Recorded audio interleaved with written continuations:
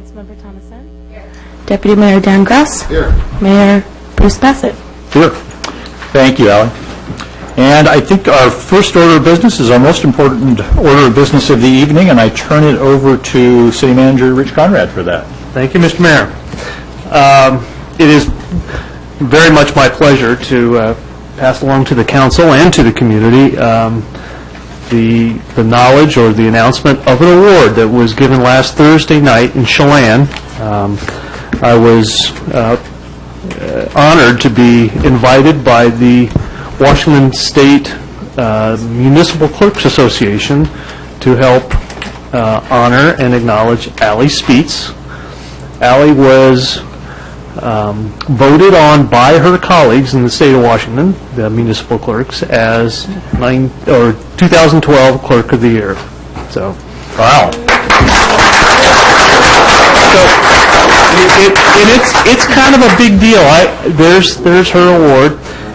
It turns out the municipal clerk is how many members? 300.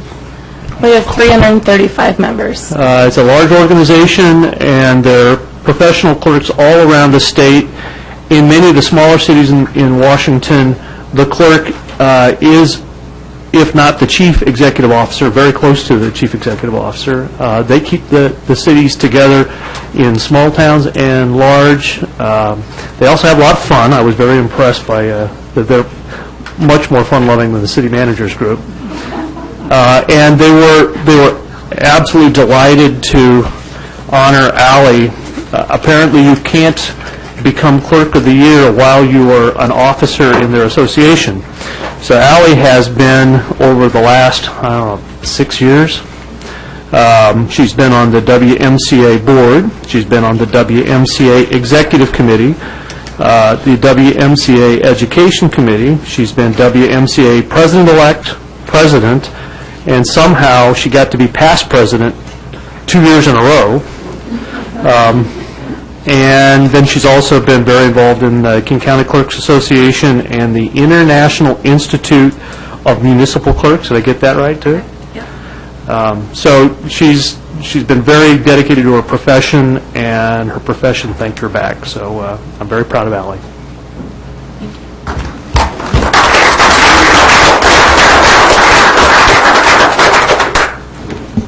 Anybody else want to add anything? I didn't want to put you on the spot. We didn't ask about this in advance, so I won't do it. Allie, I'd just say my own hearty congratulations. Well deserved, and thank you for all you do to keep us under control and moving forward. So thank you. Thank you. Okay, with that, next item on the agenda is a proclamation which we are going to postpone yet again. And the reason this time around is because while it got onto the agenda again, we failed to notify the folks who were key participants in creating it. So those folks were not able to attend this evening.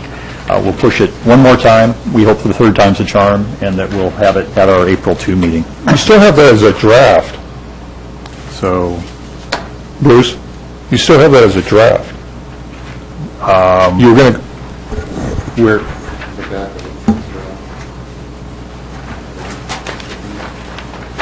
The first line or second line of it? Oh, the draft. Yeah, we might want to fix that, too. All right. So, Allie, if you could make note of that as well.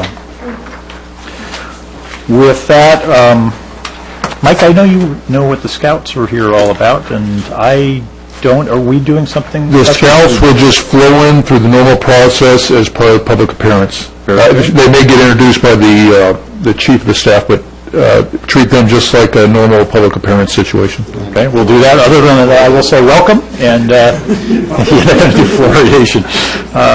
Inside joke, folks. Thank you all. I purposely didn't give them that topic to discuss. So I will say thank you for coming, and we'll look forward to your involvement. And with that, we do come to public appearances.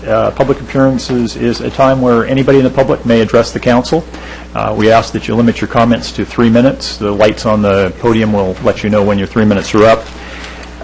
Please start by stating your name and where you live.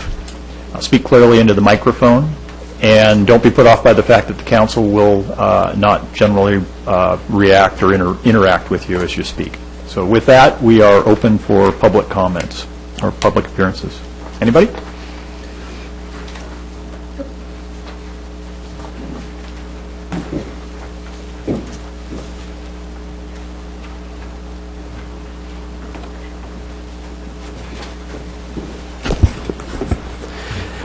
Good evening. My name is Stephen White. I live on Mercer Island at 8381 Southeast 43rd Street. Mr. Mayor, Mr. Deputy Mayor, Mr. City Manager, and members of the council, we really appreciate the opportunity to speak before you this evening on the topic of tobacco usage in the parks. I am the Merit Badge Counselor for a group of scouts from Troop 624 here on Mercer Island. We are sponsored by the Presbyterian Church and meet weekly at the Presbyterian Church. We're studying for a merit badge of citizenship in the community, and part of that is learning more about the community and about the workings of a city. Council member Mike Ciro came and visited us and really helped us out to explain the way that the city of Mercer Island works, and the structure and the other things that they've been learning about were really put into a very practical context. I'm going to let some of the scouts, as they wish, make presentations before you. But I suppose as long as I'm up here, I should express my personal viewpoint regarding tobacco usage in the parks. I am opposed to tobacco usage in the parks for the reasons of the litter that it creates and the secondhand smoke, which, although it may be less of an issue in the outdoors, still is irritating to non-smokers. Really appreciate the opportunity to speak before you this evening. Thank you. Thank you. Hello, my name is Devin Nelson. I live on 8457 Southeast 39th Street on Mercer Island. And I would like to echo what Mr. White said. Thank you for having us here. Council members, deputy mayor, mayor, city manager, thank you. I guess I don't have many words to say, but I will say that I am for tobacco use in the park, under the grounds that I personally have not seen many people smoking in parks, and I don't think it poses any serious threat to the civilians of Mercer Island. Thank you. Thank you. We love brevity, too, so that was wonderful. Hi, everyone. Mayor, Deputy Mayor, City Manager, and Council members. My name is Eric Dubofsky, and I live at 7209 80th Avenue Southeast on Mercer Island. And I would like to state my disapproval of tobacco use in the parks. I believe that the litter it creates, it would be detrimental to the environment that we have at the parks, because even if most of the civilians who smoke at the parks would throw away their garbage, those who don't would still leave an lasting impact with the cigarette butts that would remain in the parks. It is there have been several studies conducted by most notably the American Littoral Society in 2000, where they decided to expose water fleas to remnants of tobacco butts. They exposed the equivalent of 2 used cigarette filters per liter of water to water fleas for 48 hours, and they found that all of the water fleas perished during that time. And unfortunately, that would lead me to the conclusion that if the cigarette butts were to remain in the parks after they were improperly disposed of, or they were to be washed into a storm drain where they would then move to an ocean, river, or beach, that they would not have a positive effect on the environment. Thank you very much for your time. Thank you. You can pull that microphone down if you like. Yep. Okay. Hello, my name is Garrett Dubofsky, and I also live at 7209 80th Avenue Southeast. Dear Mayor, Deputy Mayor, Council members, I am neither for nor against the use of tobacco in the park, but the idea of smoking in general is a bad thing, and secondhand smoke is just as worse. I would be with the idea of banning smoking in the parks if my observations concluded that there was a high concentration of smokers. I'm not exactly sure that we should be having police watching over the parks and not stopping crimes that are far more important than stopping smokers. But if we just keep signs and encourage people not to smoke, not make it a priority with the police, then I would be in favor of the ban. If those that do smoke stay a proper distance of 25 feet from any highly populated park sites, the only harm to anyone is himself or herself. Thank you. So you've got 4 folks here. One other speaker, or are we all set? Okay. Well, so yeah, you didn't make it easy for us, did you? You gave us all sides of the opinion spectrum. I want to say thank you very much. You're very well spoken, and as someone who, especially early on, got very uncomfortable in front of a microphone, I'm vastly impressed by your ability to stand up here and speak so well. So thank you very much for doing that. Others, anyone else? Public comments? Come on up.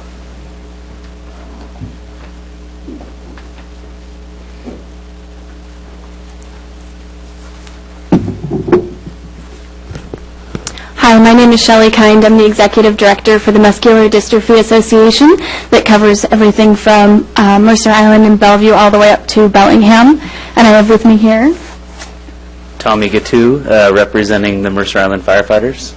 Live here on Mercer Island. I won't tell you where. We wanted to come here today to thank the City of Mercer Island and the City Council here because we were able to do a wonderful, successful fundraiser here in the city last year with the Fill the Boot program. And MDA is working with 2,000 families here in our local area to provide services as well as research into treatments and cures for these diseases. And so we couldn't do it without the very generous citizens of Mercer Island and the City Council's support as well. And actually, our Mercer Island Fill the Boot was our highest dollars raised per hour in any of our Fill the Boots anywhere. So we're really excited to come back to Mercer Island and do our event again this summer. Last year, 2011, raised $7,869.45, and we would like to present a plaque to the city for the fundraising we're able to do here. Very good.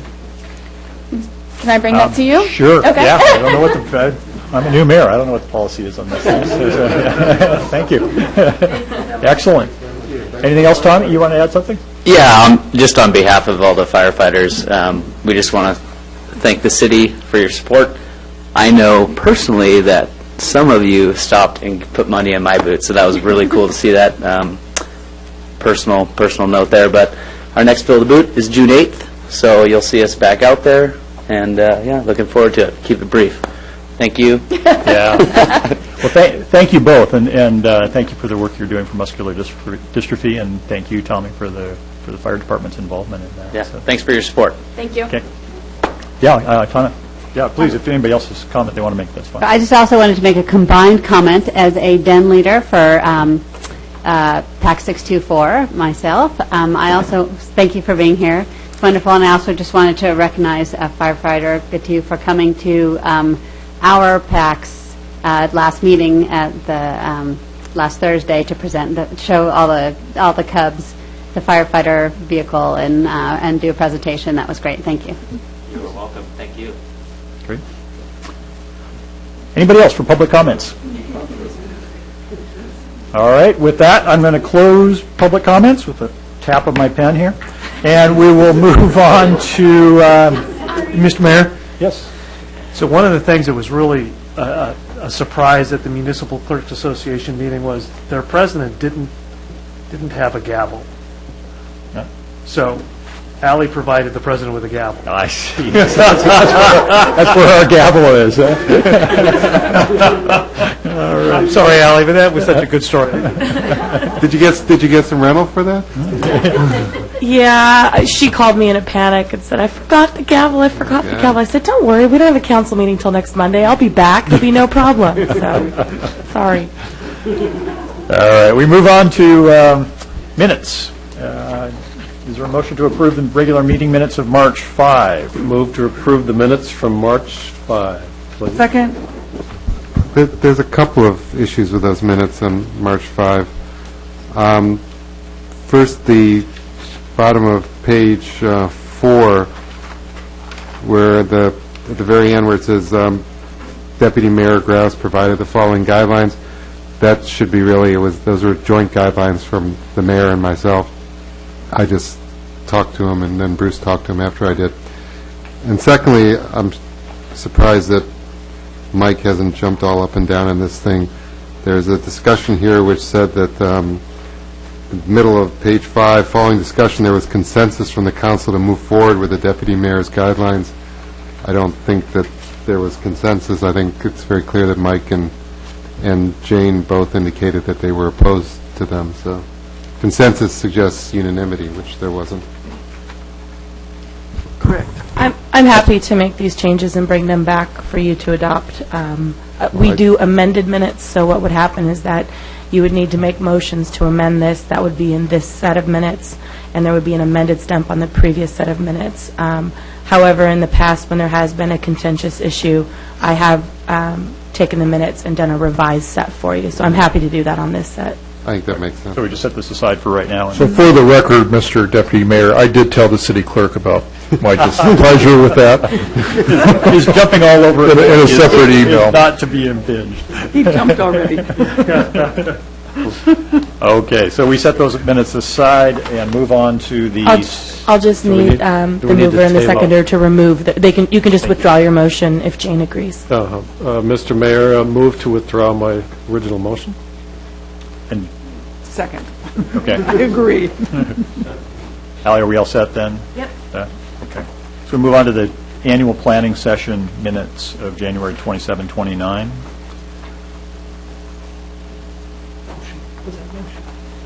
Well, I wasn't there, but I'll move to approve them. How's that? Very good. I'll second them. I guess the discussion on there, Ally, was you reviewed your notes, and there was not consensus with reference to the survey. Yeah, I reviewed my notes and actually went back and listened to that part of the recording. There was discussion back and forth, but there were a majority that were for looking at a lower cost option, but there was no decision whether or not the survey would actually be done. There was no consensus on that. There was just, staff was directed to see if there was a lower cost option. So we're going to have to shoot that horse again? Is that what you're saying? I can't answer that for you. All right. Not getting into that. I'm sorry, Katie, I didn't mean that. All right, let's pause for just a second here because I think we might as well have a little bit of rigor in our language. And I'm curious, Katie, do you want to define for us consensus in a way that we all use it consistently? I think I've seen it defined as both a majority and as a unanimous position. But do you have an opinion about how we ought to use it?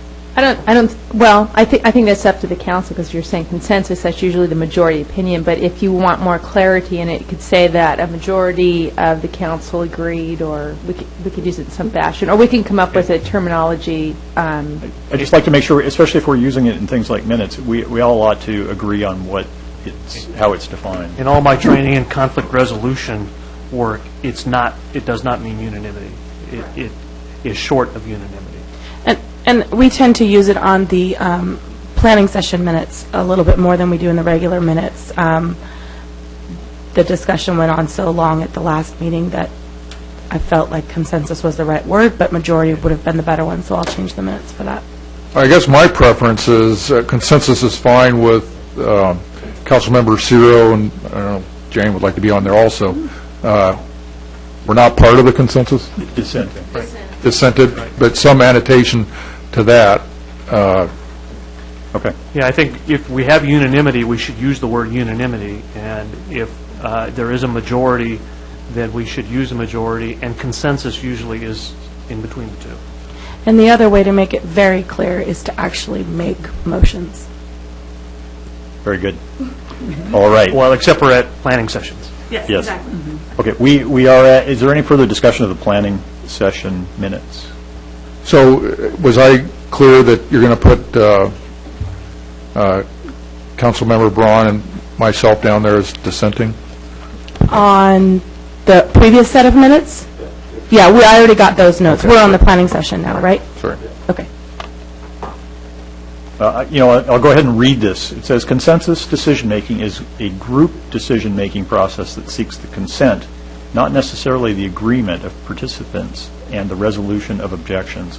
Consensus is defined by Merriam-Webster as first, general agreement, and second, group solidarity of belief or sentiment. Okay.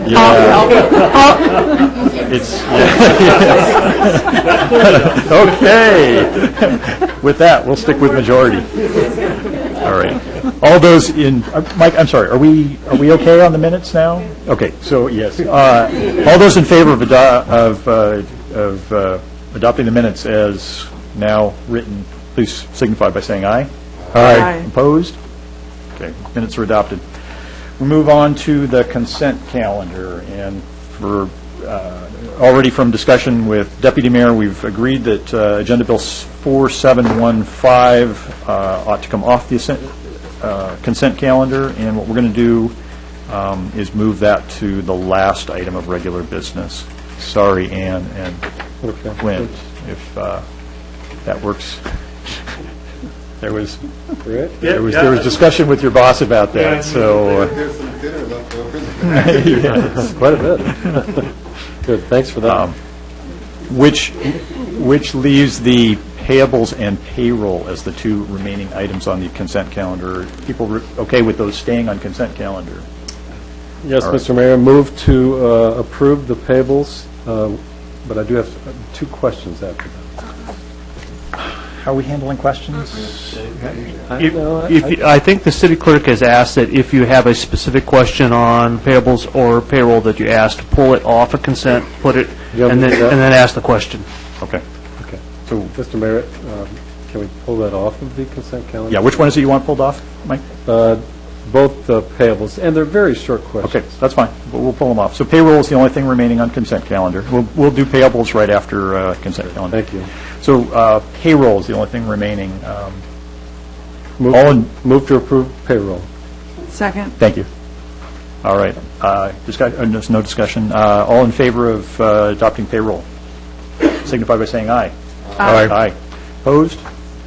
All right, very well. We're done with payroll. We move on to payables as the first order of regular business then. Mike? Just two questions, Mr. Mayor and our city manager. The first is in the first packet, page 3 on the top, $93,000 for playground equipment. Where is that? Where's the new playground equipment? Mr. Parks and Recreation Director. For the record, Bruce Fletcher, Director of Parks and Recreation. Per the CIP budget that was approved, we have two playgrounds, one at Dean's Park and the other one is at Homestead Park. And both of those have been installed and they look great. And by the way, each was listed at $68,000 per, and we've got a heck of a deal, save lots of money. Great, thank you. My kids appreciate that. Second question, thanks, Bruce. Second question is on the second set 2, page 2, 4 from the bottom, about a little over $9,000 for ortho photography. That's our portion of the cost for the regional flyover for GIS, for orthophotography. Good. And it's, no, Mike's not here, I think there are like 30-some jurisdictions involved in this collective effort. That's our cost. So did the flyover occur? Yes. Okay, great.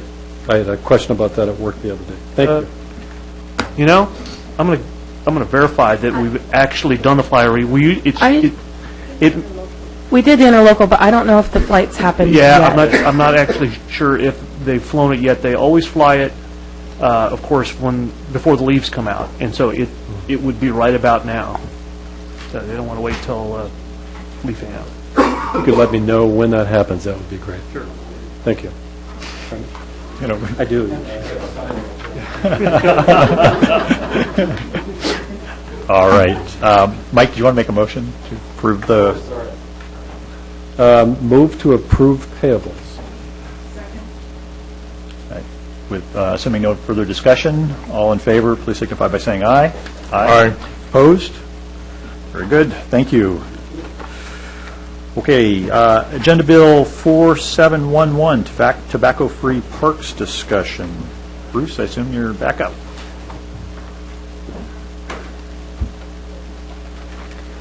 For the record, Bruce Fletcher, Director of Parks and Recreation. And thank you, Scouts, for coming. I didn't know I was going to have a little bit of discussion, so thank you. I do appreciate that. And this is more about a little more about children's health and the water fleas. So I want to get that right out there. And the other comment I wanted to make for the Scouts, I agree. We do not want police spending time on something like this. This is something that we're hoping to be enforced as a voluntary, and the signage would say your cooperation is appreciated. But thank you very much for coming out.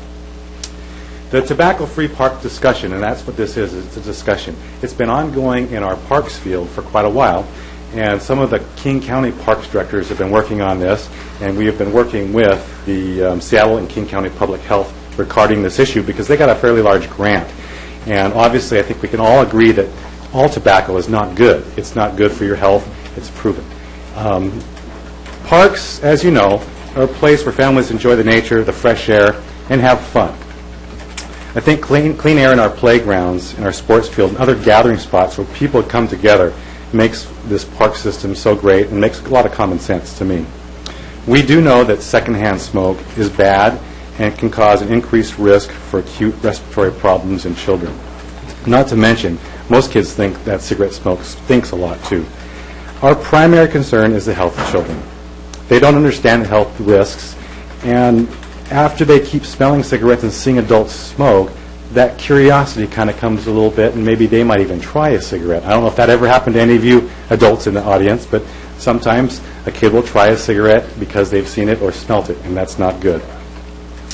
Picking up cigarette butts is, not only is it disgusting and gross, it is time-consuming and it's expensive for our park maintenance staff. And it is very harmful for kids and pets if ingested. The slide that we have in front of you is an example of some of the current tobacco smoke-free park policies in Washington State. And I'm going to go ahead and scroll down to the King County cities that currently have policies in place. You can see Auburn, Black Diamond, Burien, Covington, Seattle. Boy, I need my glasses. Well, you can probably read that. I'm having a hard time. So these are some that are in place, and what we have are some other King County cities that are working on it. Currently, they have passed motions that are in process of implementation are the cities of Kirkland, Bothell, Shoreline, and Woodinville, and maybe someday Mercer Island as well. King County is definitely a sponsor of this, and their policies are currently in the executive's office, and they will be drafting a resolution or some type of policy that's going to go forward to the full King County Council very soon. And Dow Constantine, the executive, he's already publicly endorsed this at a couple of the city of Burien. He was there giving a speech, and it was a nice little press release.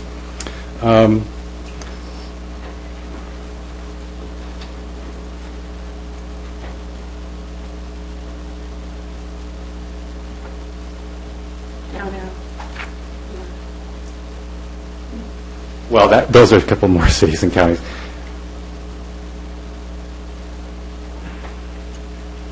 Other one. Go. There you go. See, I need the city clerk of the year of the country to help me. I do appreciate that. In December 19th, a small group of volunteers came out to Mercerdale Park to pick up cigarette butts. And this was also a county grant that got groups to go out throughout the several parks in King County. This group, it wasn't a big group, they collected,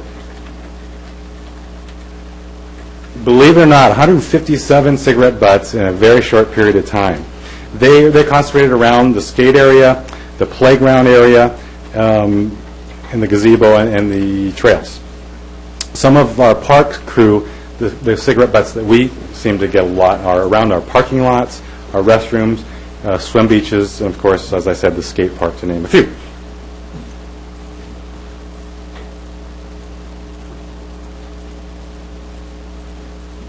If we do go down the road of some type of tobacco-free implementation, we can receive free signs through this grant, and that is very great because we don't have the budget for something like this. We can get up to $4,000 worth of signage, and the only timeline that we're on is the grant it's been extended. It was supposed to end this month, but it's been extended for the remainder of the year, I believe, but I'll verify that. So what I've done is I've outlined a few options for us to think about, for us to discuss tonight. And for the sake of the audience, I'm going to go ahead and read those options. We can prohibit tobacco products within 25-foot perimeter around the city playgrounds, sports fields, bleachers, restrooms, concession stands, skate parks, swim beaches, and community events. Or option 2, we can prohibit tobacco products in all city parks. And option 3, we can continue to allow tobacco products in all city parks. In other words, do nothing. And actually, can I just do a clarification? Sure. We would prohibit the use of tobacco products, not tobacco products themselves. Correct. Thank you. And that would change the motion to just to say the use of tobacco products. Okay. So my recommendation as your Parks and Recreation Director, and again, this is a complete open discussion, and I'm certainly willing to speak a lot about this, and there is not a timeline. We don't have to do anything tonight if you don't want to, is direct the Parks and Recreation Director to adopt a park rule prohibiting tobacco products within 25-foot, or the use of tobacco products, within a 25-foot perimeter around city playgrounds, sports fields, bleachers, restrooms, concession stand, skate parks, swim beaches, and community events. So I will open up to the council for discussion. Thank you. Thanks, Bruce. Mike? Well, fellow council members, I think we're going a little weak on that recommendation, and quite frankly, I think we ought to move right to banning the use of tobacco products on all city park property. Similar to Burien, Vancouver, and some of the other cities up there, and I would anticipate King County and Seattle are probably going to do the same thing. For a couple of obvious reasons. One is, we just went through an ordinance on underage drinking, so I thought we sent a pretty clear message on what we think about underage drinking. And, tobacco use, I don't see as being different from that. We don't allow tobacco use on school district property. So we've got overlap in terms of, if you go down to the middle school field, you've got city, school property kind of overlapping each other. I think it would be very confusing to the public. So I think having a consistent policy with the school district makes a lot of sense. It's our property. It's owned by all the citizens of Mercer Island. Lastly, it is a huge environmental issue. We went through a clean-out of storm drains on state DOT land. The majority of the refuse found in stormwater drains, tobacco use, filters. You tend to think that the cigarettes are paper products and that degrade quickly over time. They're not. They're made out of plastic. They'll last forever. And they end up in Lake Washington. We find them in the Sound. We find them out in the ocean. And they eventually degrade into small plastic blobs, and they end up in the fish that we ingest regularly. So it's a huge public safety, it's a huge public health, and it's a huge environmental issue. And I think we ought to have a very clear stand that we don't approve of tobacco use on any of our city park properties. So that's where I stand on this. Thanks, Mike.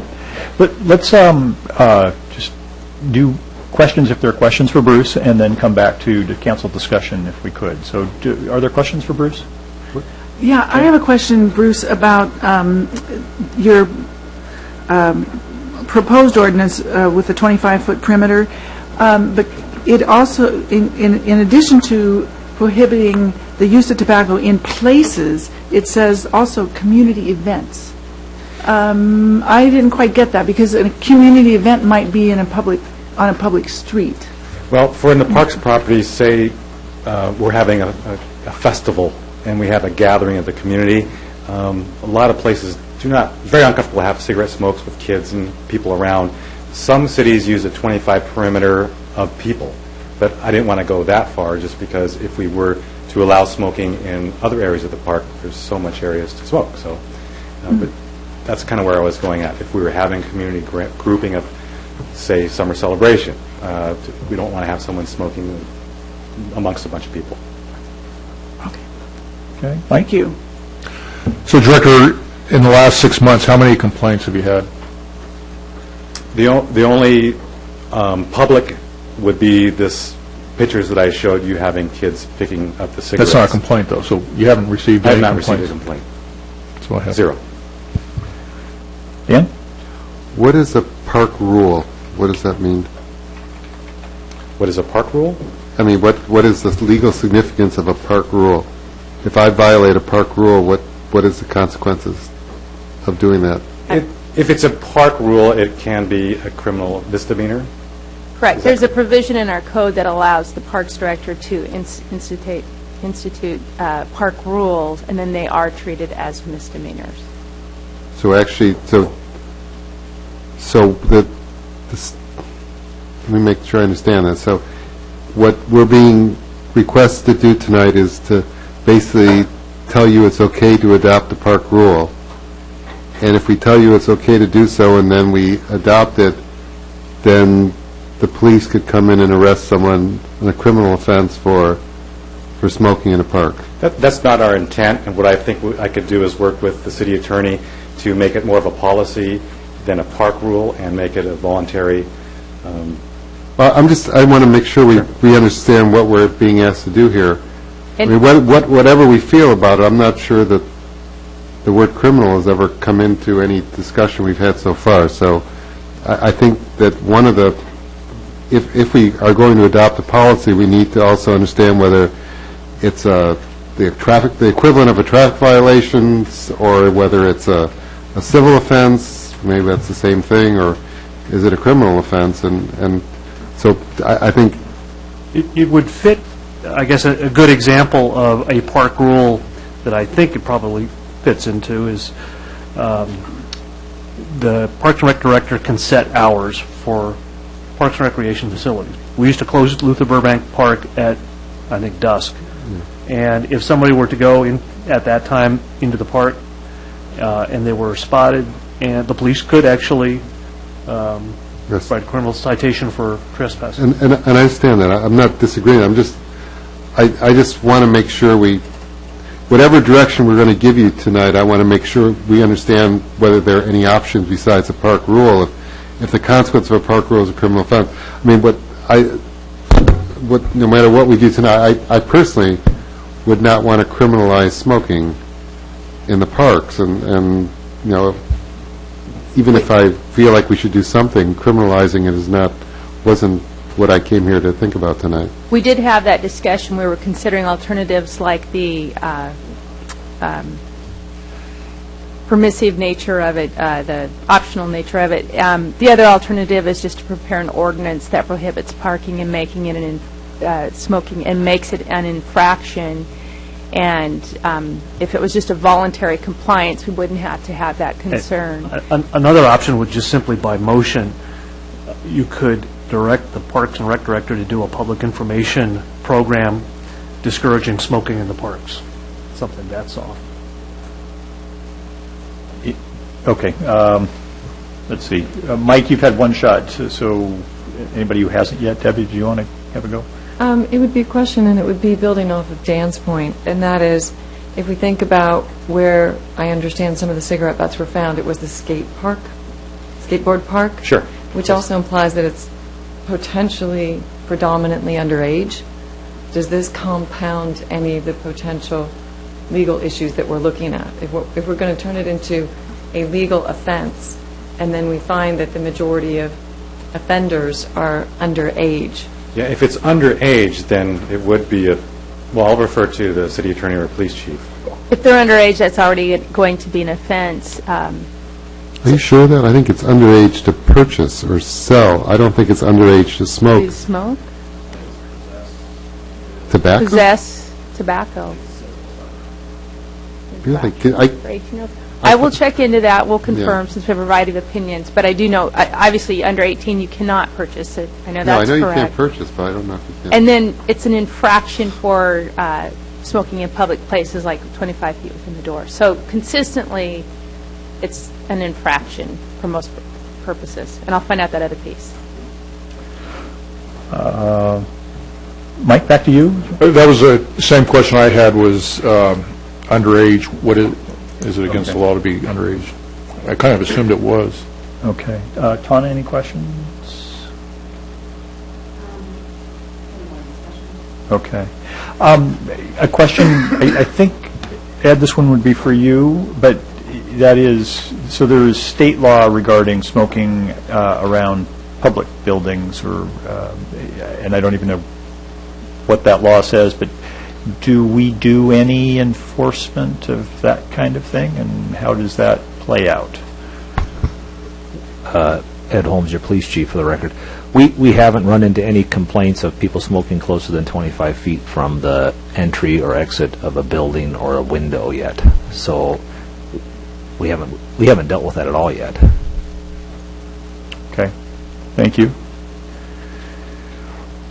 All right. If no other questions, I'm going to bring it back to council for discussion. Bruce, thank you very much. Probably. Could I just yeah, if you got something else to add, please. A few years back when the no smoking in bars and restaurants came about, it was a big public outroar that it was going to ruin businesses, and that just didn't happen. People get it. And I think this is more of a common sense thing, that we're just trying to protect the young kids from smoke. And if you want to go as far as smoke-free parks, I would certainly support that. But I thought we'd try something around the playground, play areas where kids are at first, and see how that goes. I have a feeling it's not going to be something that big, but you never know. And the final thing is, if anyone out there does smoke and wants to quit, King County Quits is on the Facebook right there. You can like that and get started on prevention.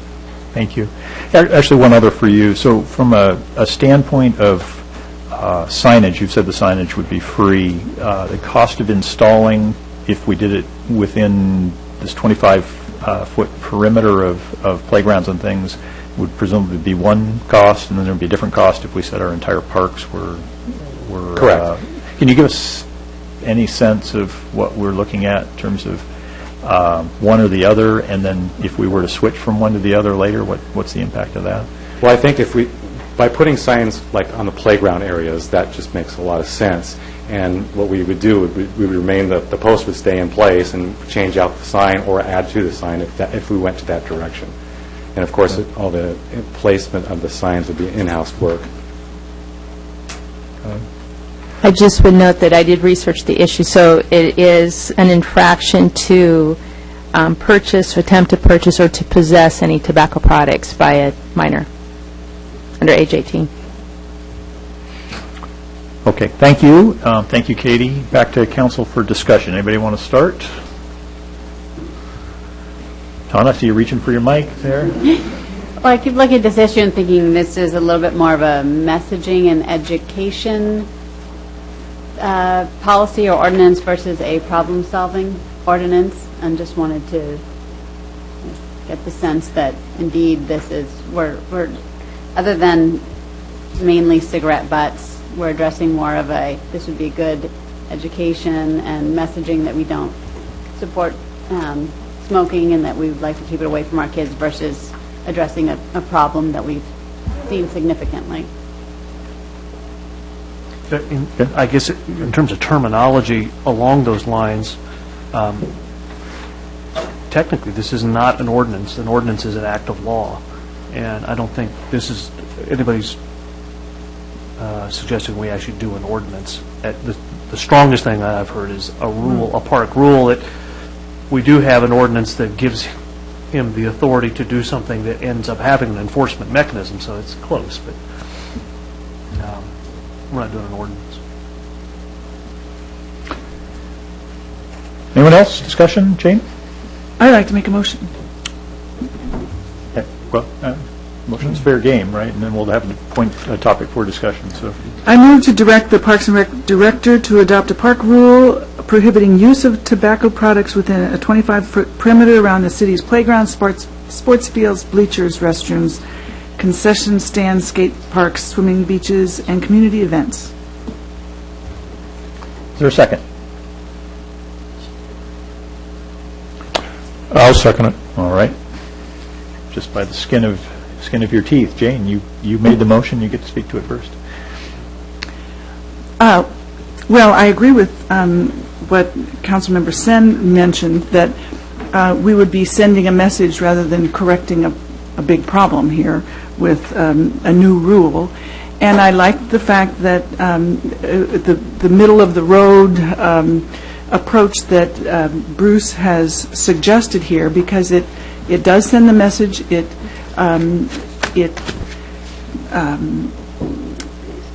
suggests a stance, and it's a message protecting children especially, and it's a first step. I'm not ready to go to banning all smoking in all parks, but I think this is a very good step. Okay. And I also see that if there is a big problem and it continues, then we could go to the further extreme of banning smoking from all parks, and the required signage too, which I think we necessarily need more signs if we ban smoking in all parks, and I'd hate to see the parks messed up with more signs. Dan? I mean, I'll vote against this for two reasons. One, because it specifically is instructing Bruce to adopt a park rule, which just heard makes this a criminal offense. And I'm not prepared to criminalize tobacco smoking or tobacco use. And second, I think the notion of a 25-foot perimeter is very ambiguous.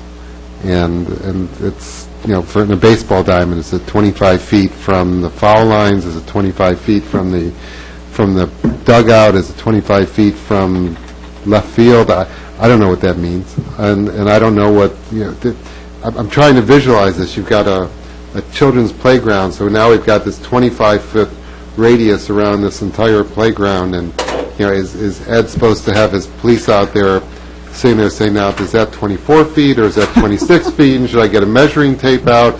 And surely we don't want to put a bright yellow line around saying no smoking on this side of the line. You know, if we're going to go to a no smoking policy or an education campaign, then I would prefer just doing it for entire park areas. We don't necessarily have to do all of our parks, but if we wanted to adopt a policy for Mercerdale and Homestead and Dean's Children's Park and Luther Burbank, or you know, identify certain parks we want to single out for no smoking, we should do it for the entire park. It should be done in a way. I tend to agree with Tana that I would prefer doing it as an education campaign where Bruce puts up signs. He can say this is a smoke-free park. We don't necessarily have to have an ordinance besides it. We just say this is a smoke-free park and leave it at that. Put it in a couple of key points in the park where at the entries, and let's see where we go from there. So I'll vote against this. Okay. Mike? Thank you, Mr. Mayor. I'll also vote against this. Where's the problem? That's where I want to be a problem solver. I don't see any problem here, and it's a redundant ordinance or law, whatever status it finally takes. Redundant from the perspective: do we have a littering problem? We have anti-litter laws. Is it because our youth are smoking? Well, you're not. If you're 18 or younger, you're not allowed. There's already a law in the books. You're not allowed to possess tobacco. If you got it in your lip, you're in possession of tobacco. You know, we have a lot of seniors. It's not necessarily a senior activity, but a lot of the smokers out there, they enjoy walking through the park and smoking. I think that pile of butts that you showed us, I will guarantee you, they came from the skate park. The majority of them came from the skate park, and they were folks who are skating. And the folks who are skating are not the adults that this rule or ordinance is directed to affect. You know, the scouts, I had time with the scouts, and they sensitized me to the fact, you know, it's not the adults that are the issue, it's the kids in, what is it, Clyde Park or Clyce Park? Clyce Park. The kids are in Clyce Park. This does not address that problem. As far as I can tell, the reason we're doing this is because, one, everybody else is doing it, and two, we've got a bunch of signs from a grant that are free, at least the signs are. It's going to cost us money to put them in. As far as I can ascertain, that's the reason why we're doing this. So for that reason, you know, we're looking for problems to solve. We don't need to be in that business. We have enough real problems that we can spend our time, the staff's time, and the taxpayers' money on, instead of looking for something like this to solve. So I'm not going to support this, and I will hope that another motion isn't motioned for any restrictions, that we just vote this one down and move on to the next agenda item. Thank you, Mr. Mayor. Thanks, Mike. Mr. Grady. Thank you, Mr. Mayor. Well, I think the fact that we found the volume of cigarette butts at one of our parks should be a red flag. And, you know, I would remind the council that, you know, our number one priority is public health and safety. And tobacco use in this country has been one of the leading health issues and most significant health issues in my lifetime, and continues to be so. I mentioned the environmental problems associated with the plastics in the cigarettes and the cigar butts. But I guess I would remind fellow council members that, you know, there's a reason why tobacco use is banned in airplanes, on school properties, at state and federal facilities, and there's a reason why you don't see ads for them on TV or in the media, because it is a significant health issue. And what better message to send our kids than to be consistent with the rules that they have on school property and make that consistent across the board with city property. So to me, it's all about, you know, are we leaders? Do we abide by what we say we do, and that public health and safety is our number one priority? And if so, this is a perfect example where we can step up to the line and say, absolutely, it shouldn't be anywhere near our parks, regardless of whether, you know, it's X number of feet from a slide or a playground facility or whatever. I mean, you know, my kids walk through Pioneer Park and you name the parks frequently, and I know we would not want to come across someone smoking in the parks, not only, you know, being fearful of, you know, a fire factor, but also just the public health factor. We're not paying taxes to take in secondary smoke, and, you know, and I got to believe that the majority of people that live on the island think the same way. So again, you know, it's banned across the landscape for obvious reasons. We should do the same thing. We should be leaders, and we should admit that public health and safety is our top concern, and here's one way we can demonstrate that. Now, having said that, you know, I'd be willing to compromise with Dan on the issue of, well, do we want to criminalize it or not? And I think we're going to have that discussion. But I think it should be banned across the board at all of our city parks. Okay. Debbie? First, I think we owe the Cub Scouts a thanks, because, you know, what I'm hearing is there's 4 major issues, and those issues were all brought up in a very articulate fashion by the Cub Scouts who presented to us. It was the 4 Boy Scouts. I'm sorry. That's from a mother who still has very young children, and I haven't quite appreciated the progress, so my apologies. There's the smoking and health, you know, issues and associations, which I think we've covered. There's the litter, there's safety, and then there's the enforcement points. In my mind, there's numbers of ways that we can approach those problems. But at this point, as much as I would love to see smoke-free parks, particularly having been in a playground with my children, when I see somebody holding a cigarette, lifting up a child onto a piece of equipment, it creates unease and discomfort, is what I would say. But I'm not sure I'm ready to criminalize it. I would like us to consider ways to pursue a smoke-free park campaign without turning it into a criminal offense. And I think that's part of the messaging that Tana raised so importantly. It's also about how we execute it, making sure that there's disposal points in all the appropriate spots. I think one of the problems with the litter is that there's no place to throw the cigarette butts. So as much as I am very much for a smoke-free environment, I think there's probably some smarter ways and effective ways to achieve our message and our objectives. All right, my turn to weigh in. I'm generally in agreement with what I'm hearing about a broader swath of land, all of our parks, and a lesser rod and more of the educational approach to this. So I'm going to vote against this 25-foot perimeter as well. And hopefully, if that motion fails, we'll come back with some other approach for staff to try and take. So anyone else on this before we vote? All right, all in favor, all in favor of directing the Parks and Recreation Director to adopt a park rule prohibiting use of tobacco products within a 25-foot perimeter around the city's playground, sports fields, bleachers, restrooms, concession stands, skate parks, swim beaches, and community events, please signify by saying aye. Opposed? Say no. No? Good job. All right. Glad I could entertain you. You sought consensus and you got it. I got it. Yes. That was unanimity. Yes. That's right. Mr. Mayor, move to direct the Parks and Rec Director to adopt a park rule prohibiting the use of tobacco products in all city parks as part of our newly established smoke-free park campaign.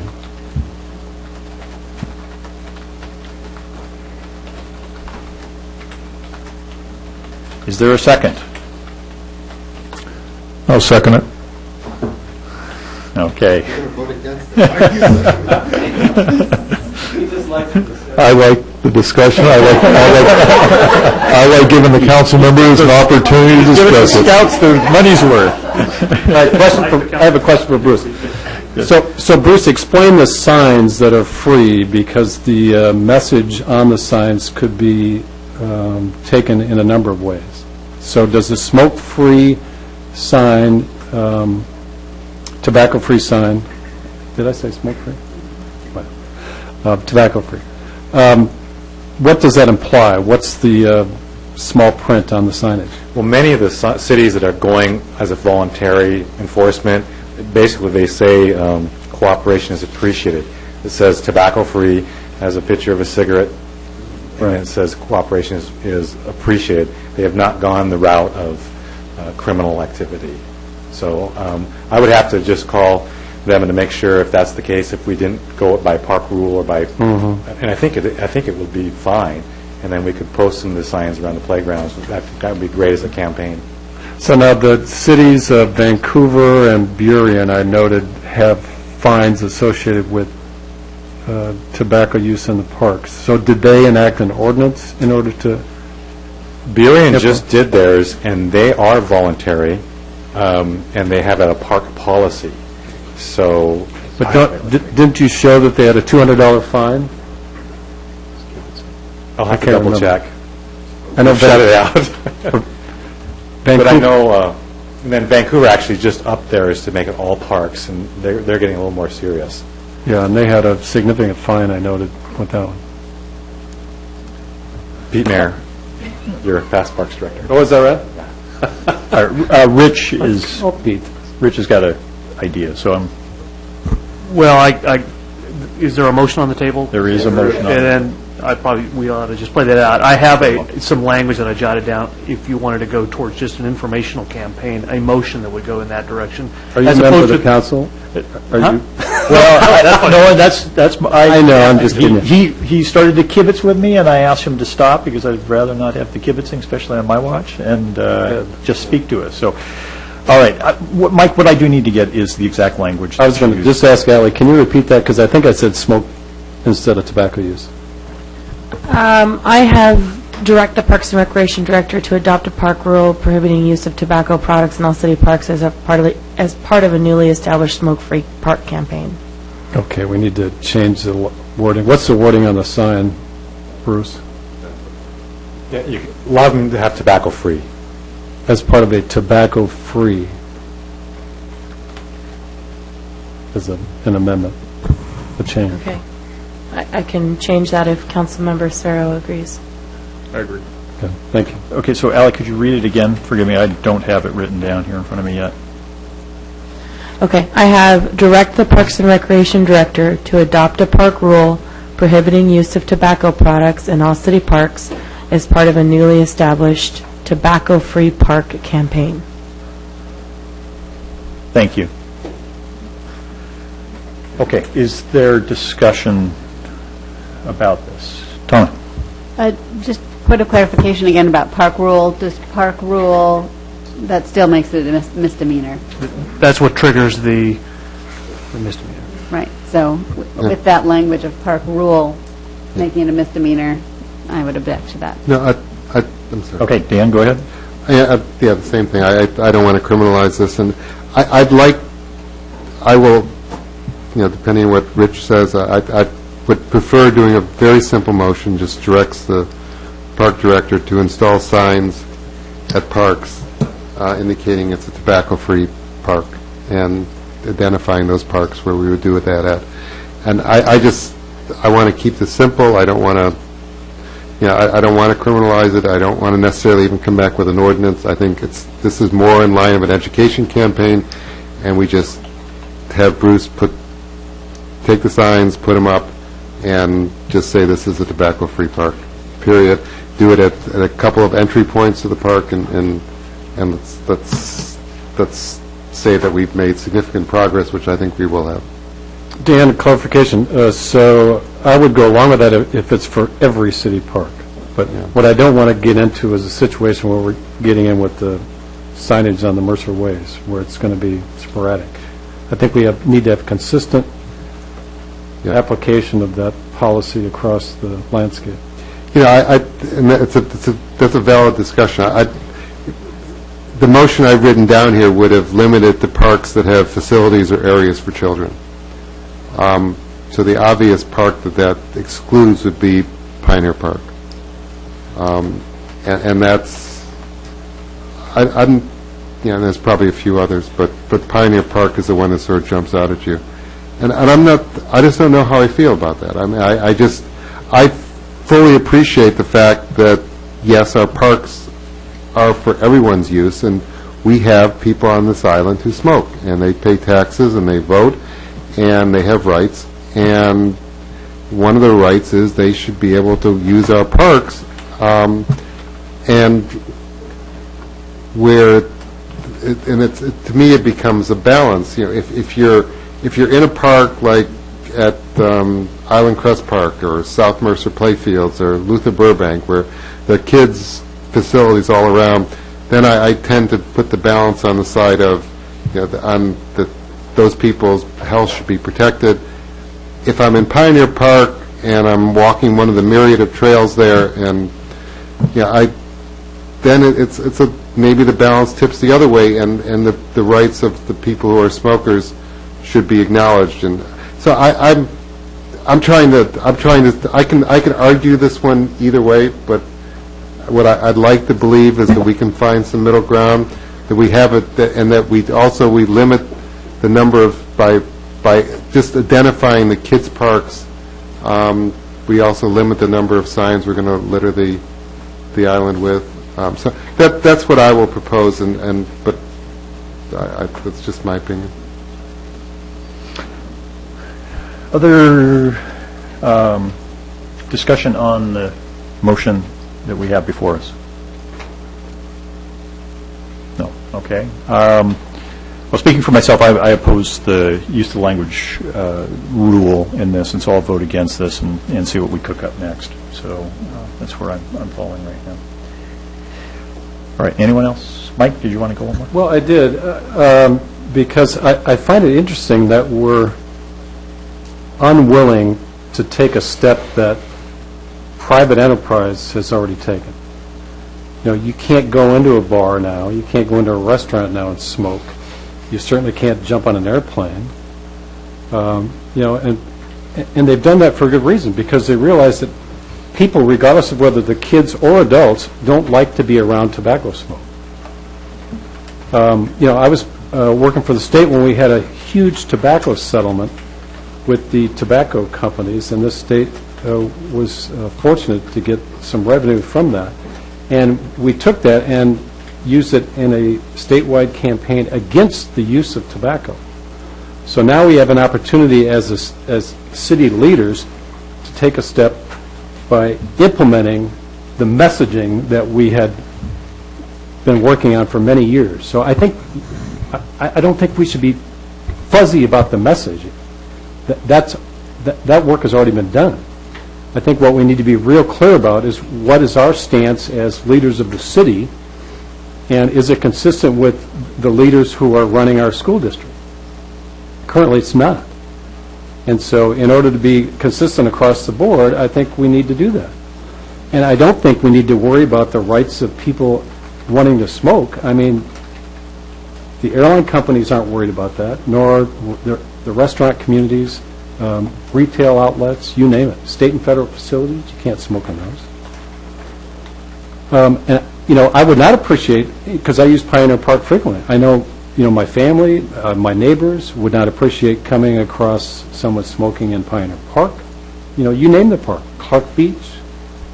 So, Dan, I don't think there is a middle ground. And I know, you're always looking for the middle ground here, but, it's been very clear that smoking and tobacco use in general is a significant public health concern, and we have taken many steps at many levels around the country to try to abate the use and prohibit it.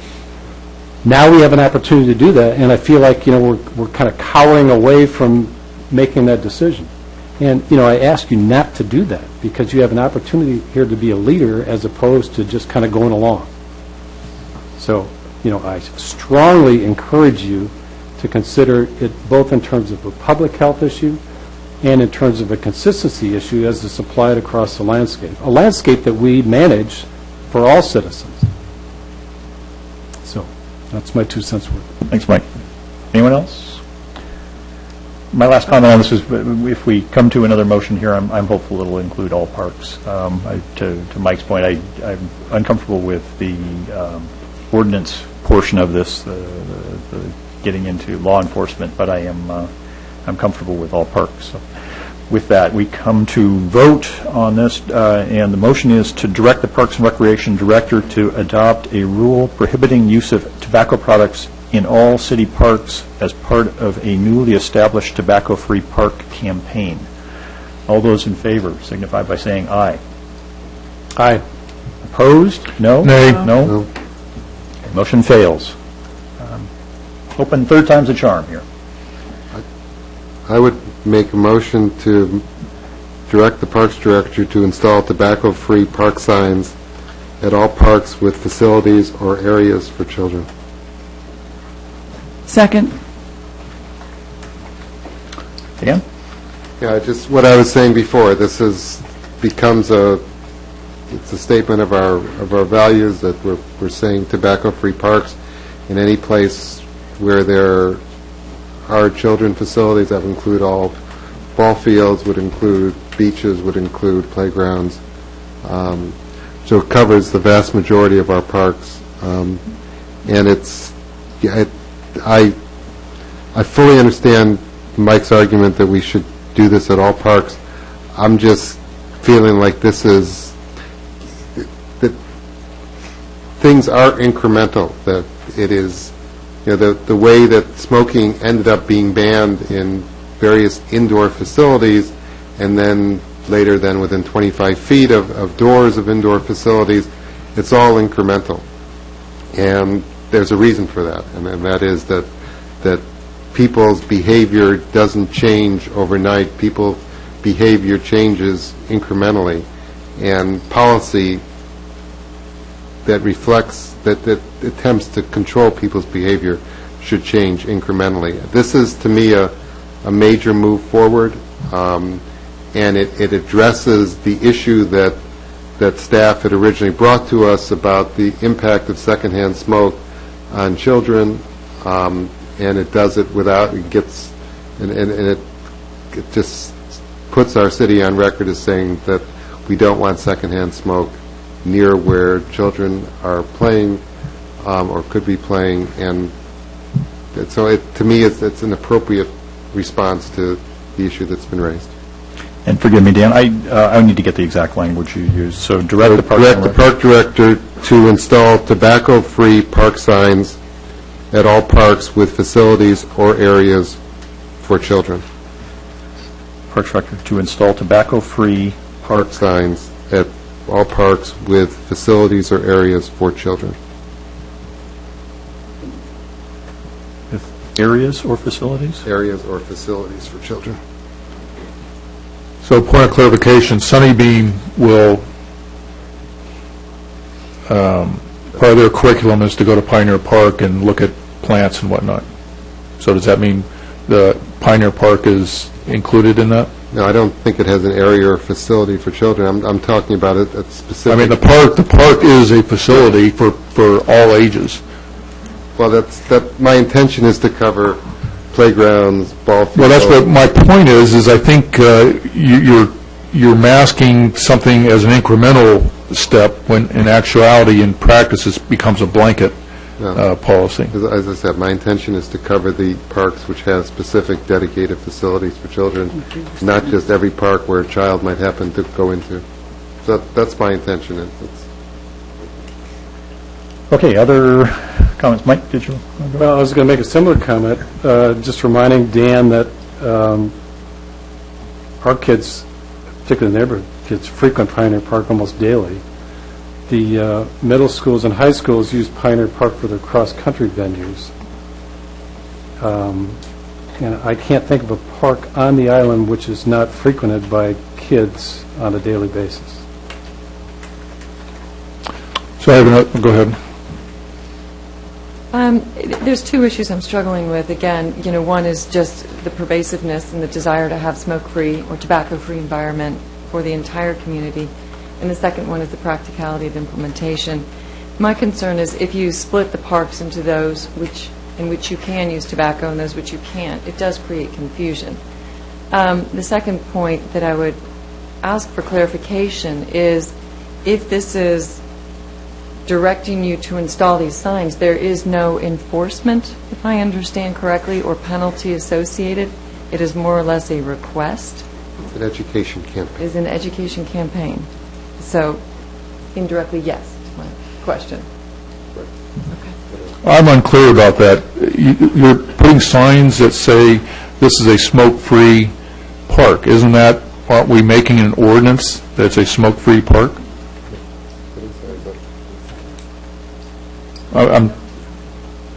So there's signs, I believe, with no penalty or enforcement ability by, other than.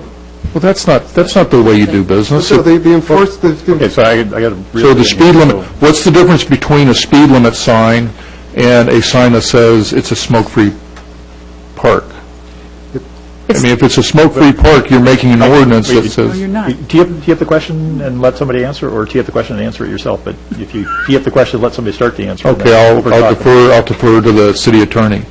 I'm having problems understanding putting smoke-free signs up and where that becomes a legal issue, an ordinance issue, or a feel-good issue for the council. You can put signs up for pretty much anything. It's the enforcement piece that becomes the difference. So speeding signs, those are dealt with under state law by infraction. There are some private streets that have signs that say 10 miles per hour. Those aren't enforceable because they're not pursuant to state law.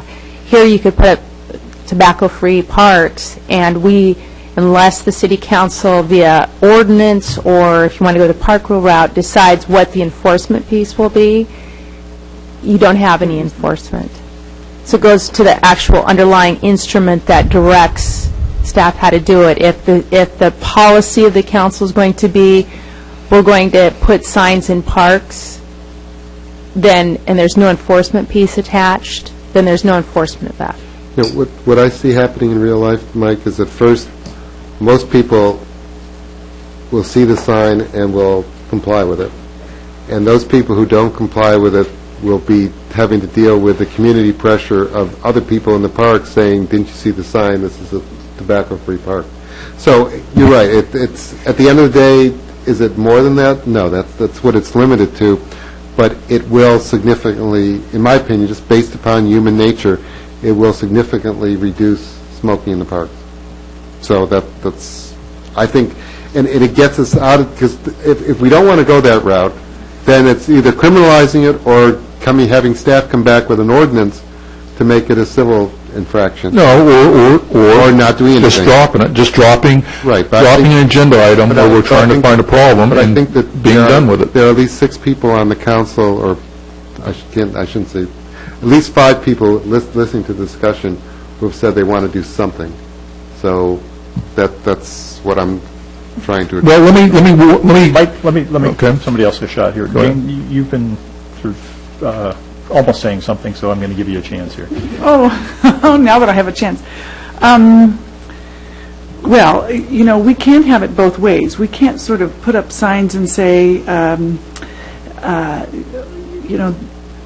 we hope you will comply. Well, actually, doing this would do that. If we have a park rule, everybody's shying away from that, or from an ordinance which would criminalize smoking in the parks.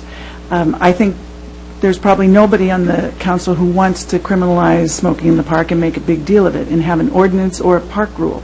Right now, it seems to me we're at the point of, okay, with the exception of one, we're at the point of trying to decide whether we want signs that basically all they do is suggest and say it is a community ideal. We don't want to see smoking in the park. And I think peer pressure will have a lot to do with minimizing smoking, just as it has throughout society. People don't smoke as much as they used to. I, for one, would not like to see signs everywhere. I am against having a whole bunch of unnecessary signs. I'd like to see some signs, but not signs everywhere in every park. And I tend to go along with Dan that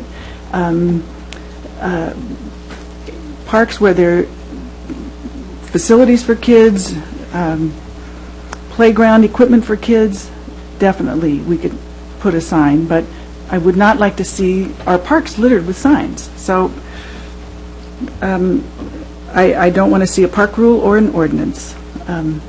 Signs suggesting this is a community value, yes, but very judiciously placed. Mike, back to you. Thank you, Mr. Mayor.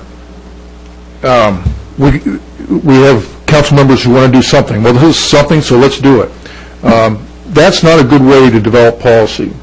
And I really have an issue with the city documenting or posting signs on something that tells people they can't do something, yet we're not going to stand behind it and enforce it. I think that's bad principle, and it makes lawbreakers out of law-abiding citizens. And I think the council has to be careful. We got a little bit burned on the Mercer parking. We're being a little bit tone deaf on that. I think we're creeping in again on being a bit tone deaf on addressing a problem that's not there. There's no the problem that we have are kids smoking and littering. We have laws that everyone agrees should have teeth for littering, and we have laws that everyone agrees for underage, 18 and younger, in possession of alcohol that we have. And those two laws address the problem. This law right here is just additional work. It's something to do that's not addressing the problem. And it will affect a group of folks who are living their life on Mercer Island, are happy with Mercer Island, they're satisfied with Mercer Island services that we provide them, but you're going to put your finger in a hornet's nest, potentially. Thank you. Anyone else? Mike? 2 questions for Bruce. Bruce, on those free signs, do they, in the fine print, identify anything about underage tobacco use? I've not seen one that's done that, no. Okay. And then the other question is, don't we have signs at every one of our city parks dealing with the leash law? Most of them we do, and then, yeah. Thank you. Donna, you want to take a shot? While this doesn't criminalize it, which I think is good, it shouldn't, I think this does give teeth to parents and to other adults who are with children, that when you do see a smoker and you say, can you please put out your cigarette, or can you please not, spit out your tobacco on the playground, it gives them kind of that confidence to say that and say this is a smoke-free park. And, I think it's a community, it's showing a community norm, it's a community spirit. And so I think that similar to our Most of Us campaign, I think it's helping kind of set a community norm and giving people the confidence, and with a little bit of a backup saying that it's a smoke-free park, and that and I think people respect their neighbors. So I think it's good as is. Anyone else? Okay, the motion is, and I guess my final word on the subject is, I still would prefer that we simply blanket all parks. I think the approach is correct. I would do all parks rather than trying to parse it, because as Mr. Grady points out, kids are in all of our parks, whether they be open spaces or playground parks. But I think this is a move in that direction, and I'll be supportive of this. So the motion is direct the Parks and Recreation Director to install tobacco-free park signs at all parks with areas or facilities for children. All in favor signify by saying aye. Aye. Opposed? No? Nay. Okay, motion passes. Bruce, thank you. Thank you. Turned that into a slog. Thank you all for engaging in that. And Scouts, I assume you're good and bored with the subject by now. Thank you for coming. You've now seen democracy in action in all its glory. Don't know whether you want to see it again. Now, I was going to pause here and say we've made Quint and Ann wait a whole lot longer than I envisioned that we would, and there really wasn't a good reason for it. We just sort of did it in passing, but I see neither of them here right now. They know it's coming. They're right. But I talked to them. if they were told to just jump in here before we get back to this, would they appear in the room really quickly? Certainly would. And Chip, would you be okay with that? Because Why don't we take a couple here? yeah, so. You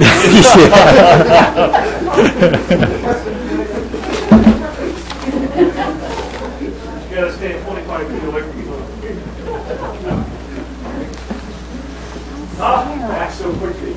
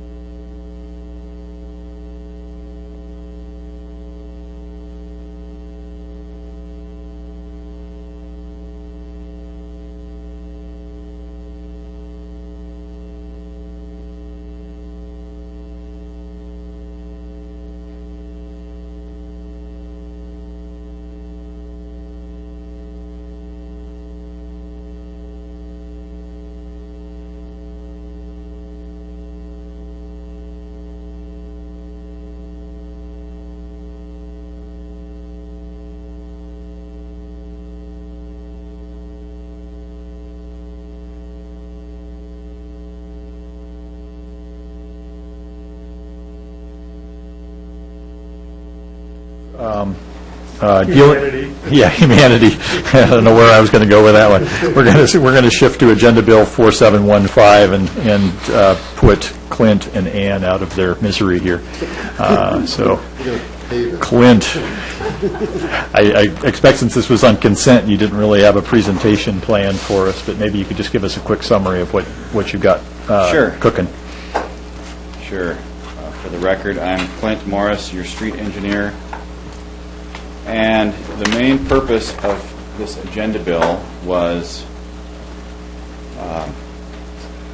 to suggest a change in our street plan and get you to approve the concept of changing the order of some streets and the notion of doing a ped bike improvement in conjunction with that overlay. Ann and I do not have all the details worked out of what that PBF project entails, exactly what it looks like. We didn't feel that this was really the time, that this agenda bill wasn't really the time to go into that level of detail because you didn't tell us to do that yet. So this was kind of poses the question, do you want to let me change order of some things, and do you want to do a PBF project? And with that, I'll try and take whatever questions you have. All right, questions. Mike? Hey, Clint, on the PBF section, are you anticipating an overlay or a chip seal for the PBF portion? Hot mix overlay.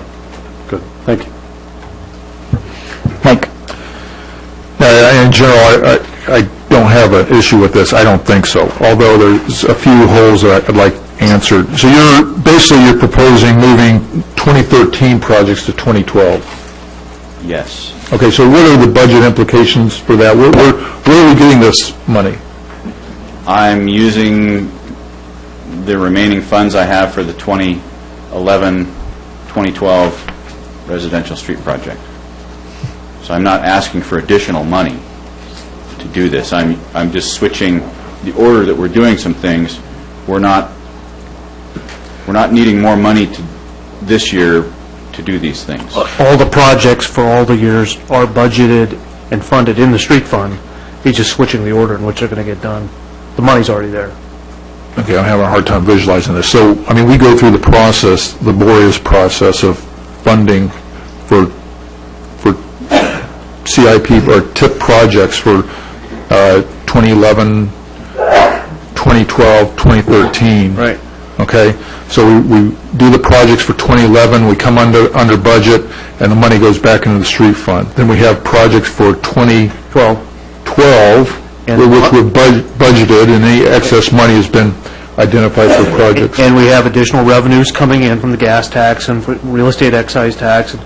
So remember when I said, for the most part, our CRP is in equilibrium? That's why he can do this. We have enough money coming in from our funding sources to predictably do these projects. He's just changing the order of them.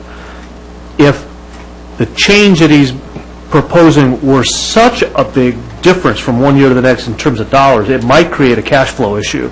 But in this case, it's not. Chip, you're nodding your head.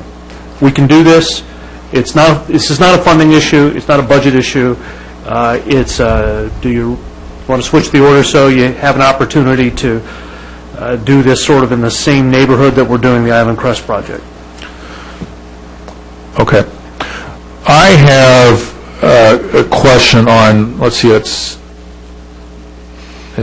page 2, about the second 1, 2, 3, 4, midway in the fourth paragraph, which I really don't understand this logic here. I mean, if there's some bad news, we can handle it versus talking around it. It says, resulting in very low PCI scores. However, these streets are stable and drivable and exhibited no new potholes this winter.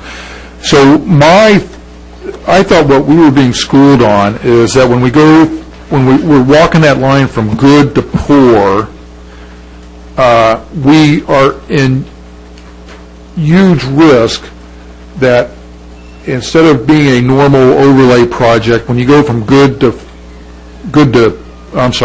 poor, whenever you go to fair to poor, then your expense goes up exponentially. But you're not saying that. I mean, where is it on that rating of the PCI that you got to really be careful, because once you cross that, then instead of just overlaying, you have to start doing stuff to the sub-base and et cetera, et cetera. I would say typically when you're into the poor territory, you're looking at significant repairs. When a poor street moves to a failed street, the cost to fix it didn't go up that much because a lot of the damage is already there. And in looking at the roads that I've described there in the Parkwood neighborhood that were planned for 2012 that I want to do in 2013, those have a couple of failed pavements based on our pavement condition index.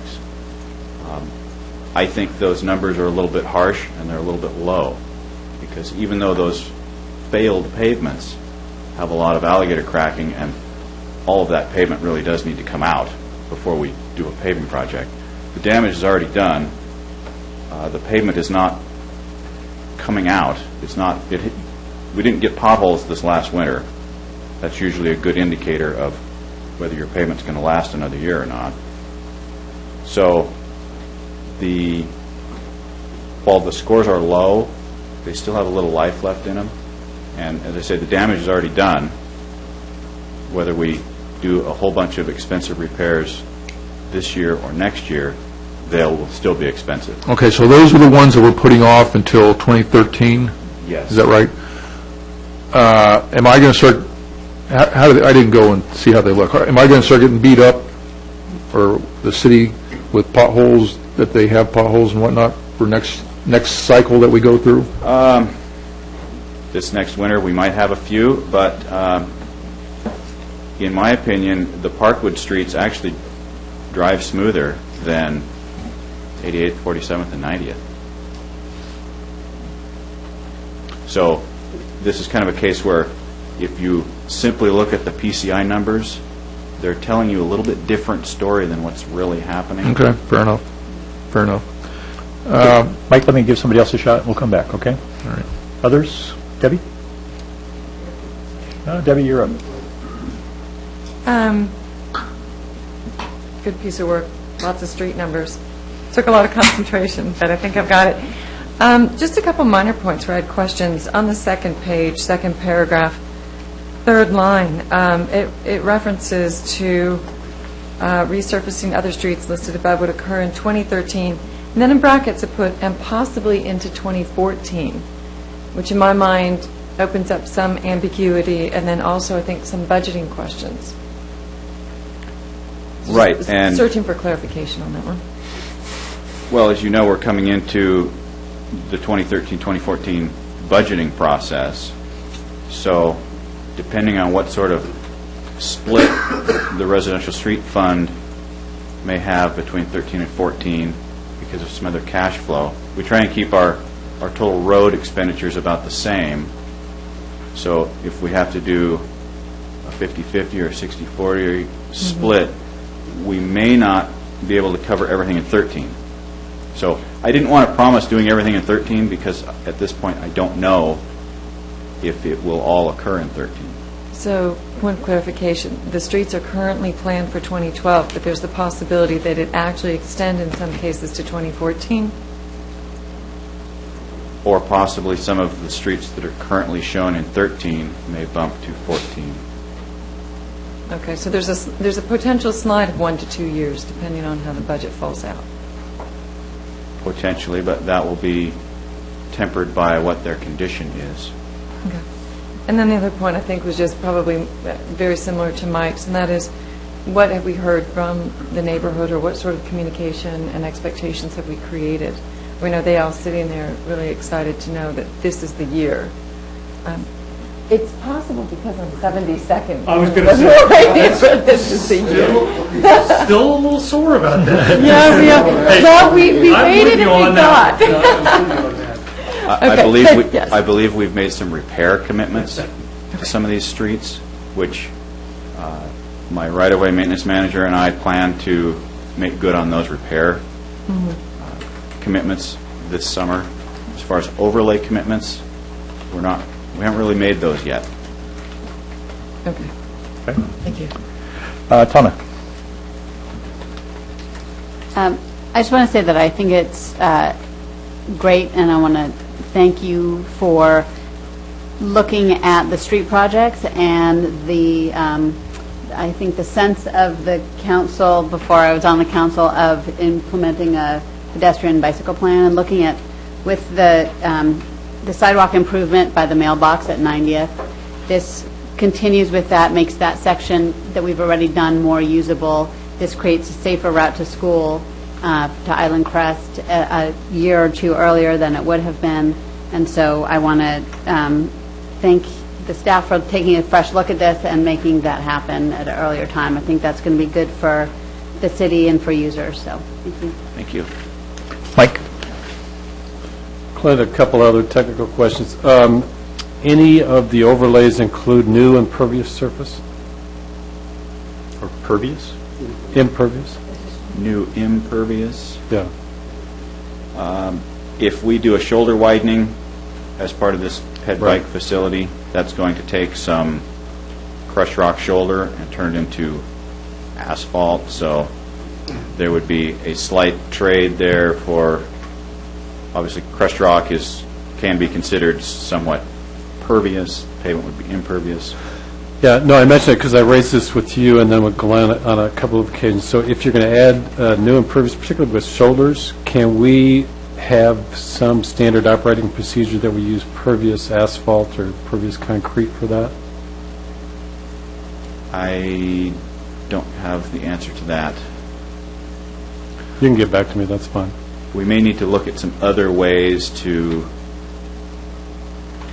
offset that increased paved area. Yeah, well, see, what I'm getting at is, so if you're going to add shoulder in particular, where it makes the most sense,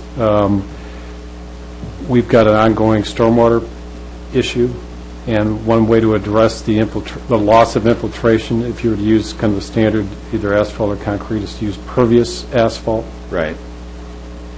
So I'm not sure I can pave the street with one grade and the shoulder with another grade. We can talk later, but we can certainly. Yeah, I'll keep pushing these kind of things for some obvious reasons. The other point I wanted to make is, Mike, before you go on, question, and it's a question on chip seal. If you're going to chip seal again this year,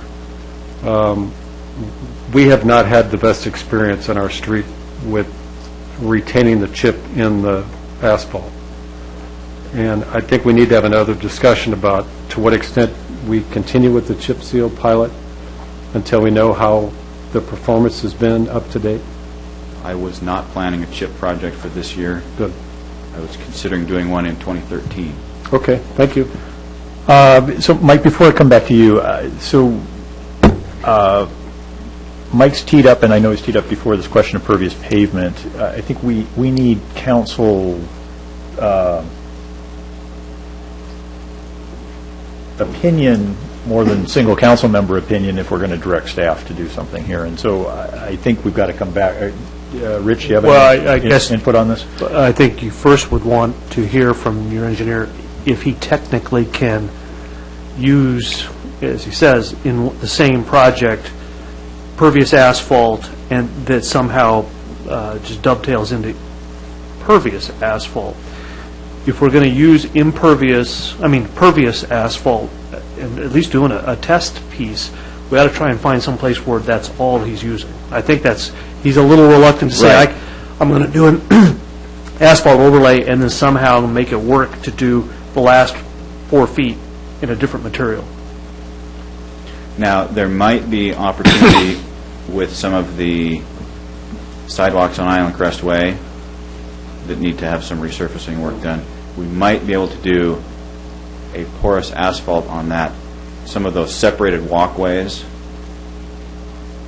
Because as Rich said, now you've got one material in one spot.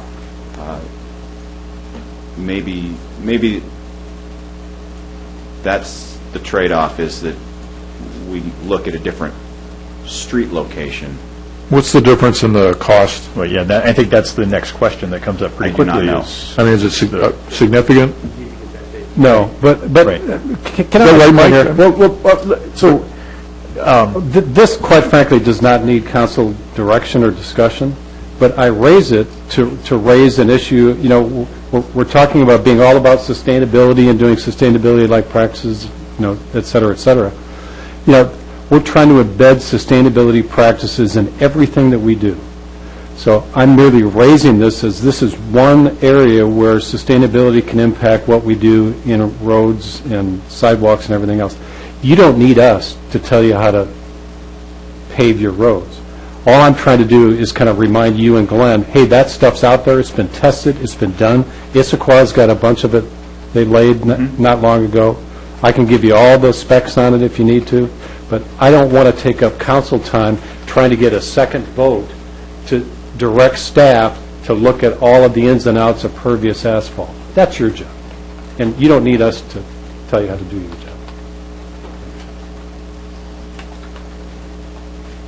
You ain't going to be any help on this one? Well, I probably not. I think what we're going to do is Clint's going to go back and do some research, and then if we feel the need, we need to come back to you, we will, and if we feel like we can incorporate these ideas into an existing project that's already funded, we'll do it. Yeah, and you're going to have to come back to us for let the contract for the paving anyway, so. That's correct. So at some point this issue, I'm sure at that time you'll advise us what you've figured out. Okay, very good. So we leave it in your capable hands in that respect. I guess Mike Zero was waiting for a while, so and then Jane will come back to you. Thank you, Mr. Mayor. So I'm looking at, let's see, does the PBF, is this on 90th? Is that 90th? Yeah, is 90th? Is that the north-south route that we're planning? For the bike ped? For the bike ped? Yes. Yes, that is. That's what, yeah. That's, So the red is the north-south. so that is part of our north-south. Excellent, excellent. General comments? We're still on questions. Oh, okay. Good. You going to turn the comment into a question, or did you want to hold it? No, hold it. All right. He loves doing that. Jane? Well, I just have a question about the parking restriction policy. There's a sentence in here, to determine whether to restrict parking on the new paved shoulders, staff would evaluate them against the criteria introduced by Deputy Mayor Grouse on March 5th during the discussion about parking on the Mercer Ways.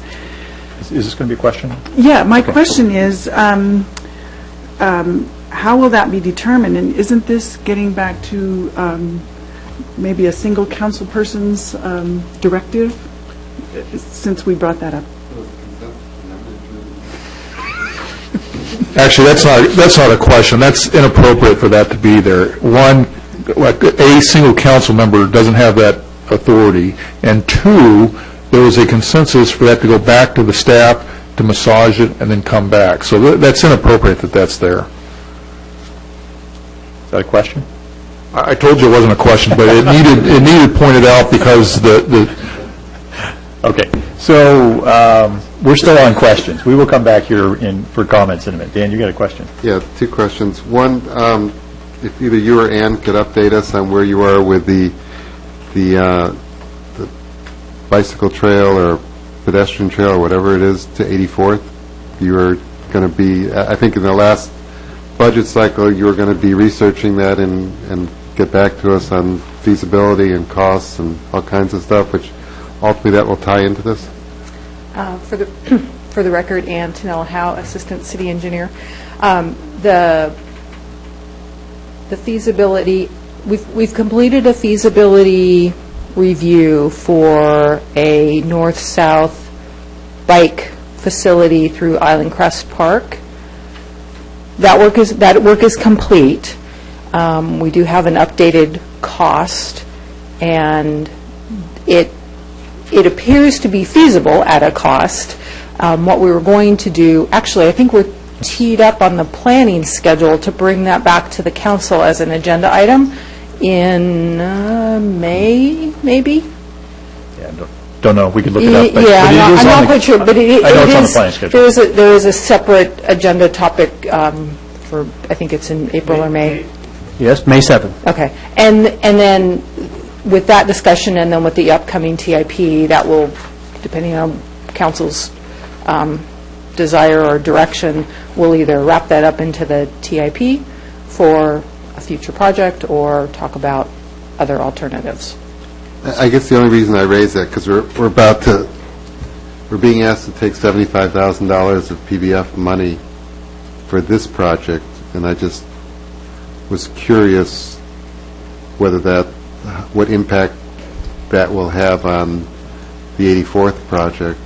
I mean, can you give us a ballpark of where the 84th project is pricing out? The 84th project? Well, connecting 84th Island Crest. Going through the park, the Island Yeah. Crest Park. I'm not sure you want to go there, Ann. I'm not- I think I mean, we've got synergy in doing this project now with, and I Ask think the that... question, if you don't mind. Okay. How about the $75,000 wouldn't have an impact on what you decide to do with Island Crest Park? It's triple digits. Yes, it's a goodly amount of money. I don't recall off the top of my head what those numbers were looking like, but it'll be a decision that the council needs to make, whether they want to go forward with that particular project or some other alternative. Not sure what that will be. Thank you. I know this has got your gears, Dan's going like, how can I turn this into something different? No, And I just know where we end up going with it. No, I just... Are we done with questions at this point? Anybody else have questions? I do have a couple myself, Clint, if you wouldn't mind. So could you just clarify for us there is some synergy, it's not just that there's some benefit in doing a section of bike ped facility here, there is some synergy in doing it at the same time that we're doing Island Crest, is that correct? Or is it strictly that it seems like it might be the right time to do this? I think it makes sense for several reasons. Obviously, if you can do a PBF in conjunction with an overlay, that's a good combination of work. But with this project that I've got proposed here, we can also dovetail into the Island Crestway work, I think, rather nicely as well. So I think synergy is a good term for it. We're really doing 3 projects in the same part of the island, and then when all of those are finished, we should not be back in a year or 2 years on a block away doing more work. Kind of jump in there, do all that work this summer, and be done with that central part of the island for quite a while. Okay. Thank you. Debbie. I have one more question, and this is probably just based on my lack of experience, so apologies. We wouldn't do them simultaneously, meaning they would be done sequentially. My concern is if we're doing an overlay on Island Crest Way, I can see on occasion people detouring or attempting to detour on these roads. I'm going to purposely have this project lag the Island Crestway work. So it's sequential versus... I'm kind of envisioning the Island Crestway resurfacing late July, early August. This may not be paved until September. So, no, we would not have the 2 of them seriously torn up at the same time. You don't think you want to pave that in front of the yeshiva while the school's in session, do you? It's going to depend on how soon we can get Island Crest paved. Well, I mean, just whatever you want to do, but I think if you're going to go down that road of closing off their access in the middle of the school, I think you're going to create a mess on your hands for the city. I mean, think about that. If you tried to pave it, that's their only access to the school. I don't think it would be closed. How are you going to repave it without closing it? We never closed 72nd when we got that done. Do it one lane at a time.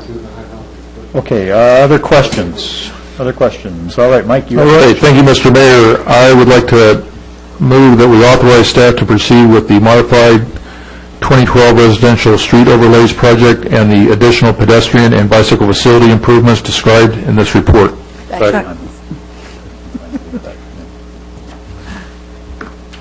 We'll have discussion. Okay, discussion. Okay, a couple... Since I made the motion, yeah, you got to get rid of that, Mr. City Manager, the parking restriction policy. That we don't have a parking restriction policy. I don't understand why that's there. The second comment that I have is, and this kind of sensitizes the council, no doubt, I'm sure this road needs, that is 90th, needs overlaid. And as the prior paving map shows, which is color-coded, I see a big liability out there. If you look at the 90th, it's gray, meaning it's paved prior to 1989. And I worry about when that bubble, and the city manager and I have talked about that, and the city manager's brought that up to the council before.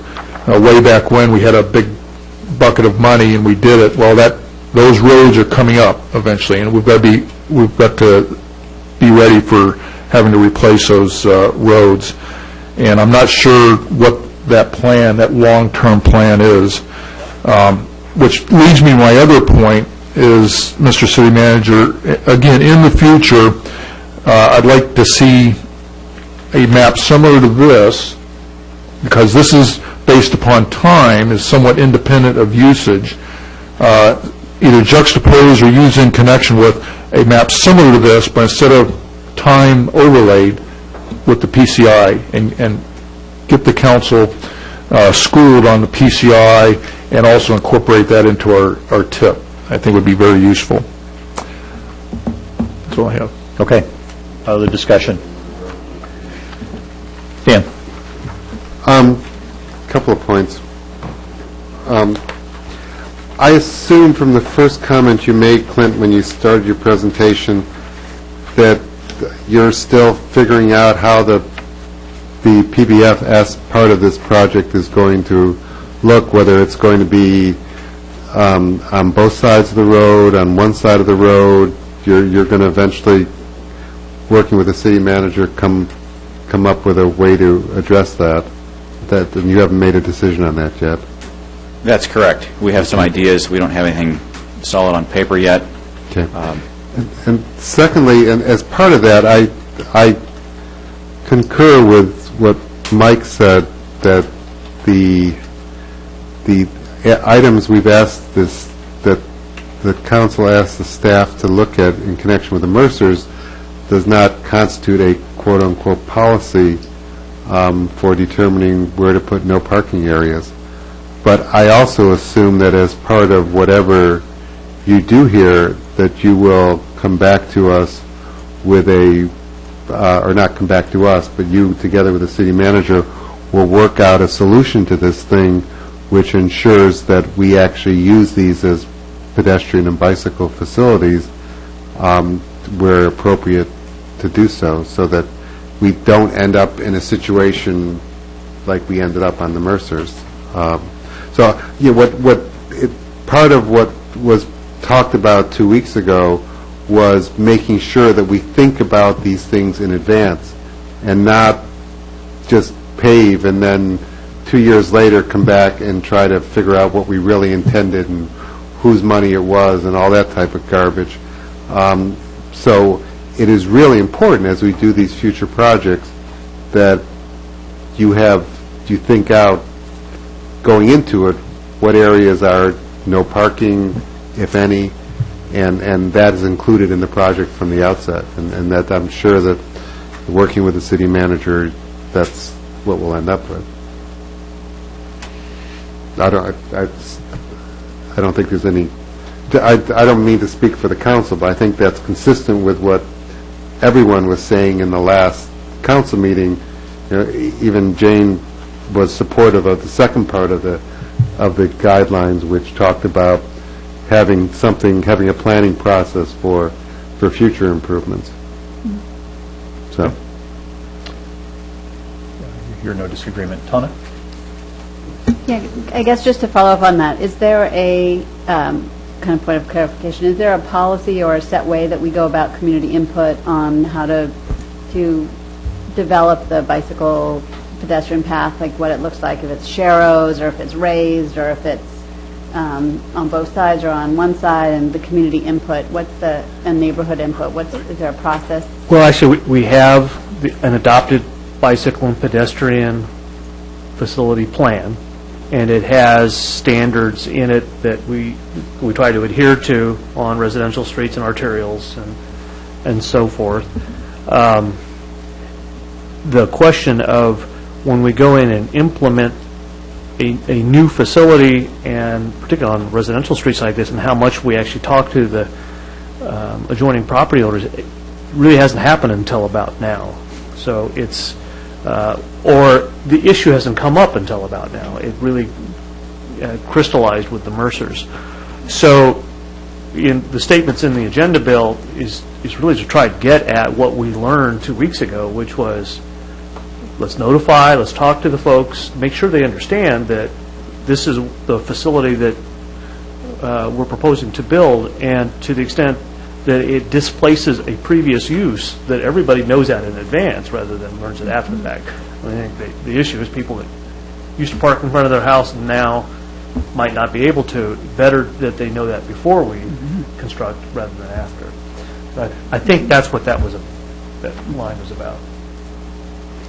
So just since this is keyed up for June, July, I imagine we'd be doing that pretty soon.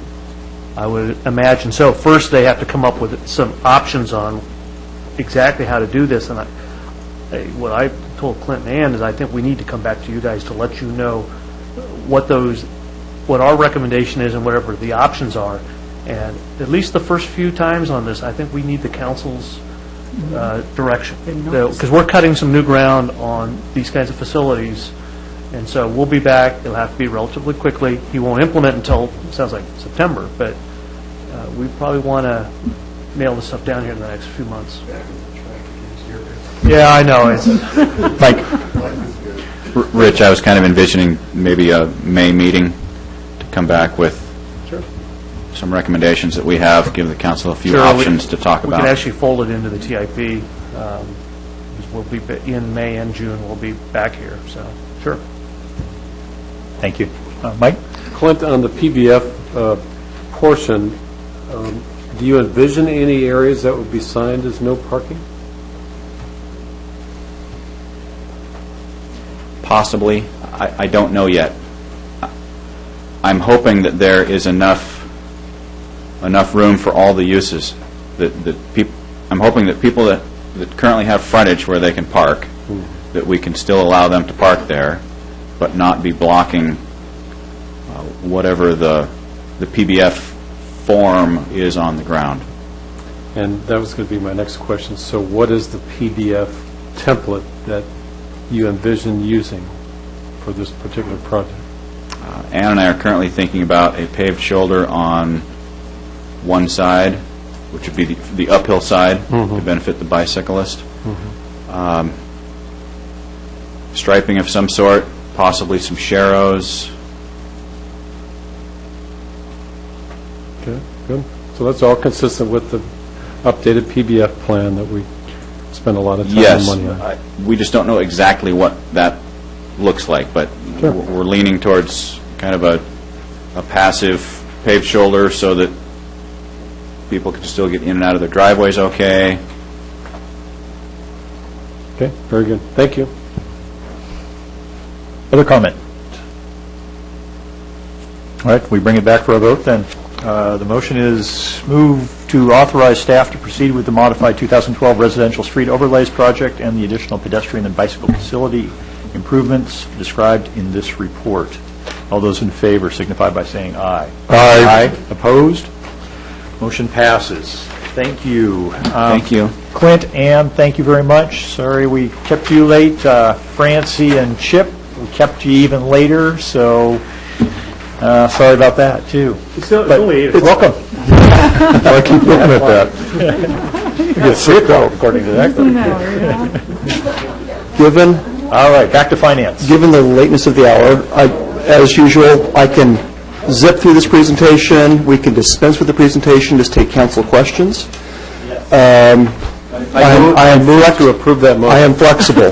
I am flexible. The only item of business are a handful of budget adjustments. Okay, I'm looking for input from council. This is the first time around for a couple of our council members doing this. Do you want the full It's important stuff. It's important Do stuff. you want to jump to questions? I'm going to defer to our new folks. For the new folks, this is it's the fourth quarter report, which in effect is a year-end closeout. This is the last thing you'll see in any detail about what happened in 2011. And every quarterly report that Chip brings, as we go along, the council makes decisions that adjust the budget. And so in these quarterly reports, there is very often a budget ordinance that formally amends the budget to make those previous changes official.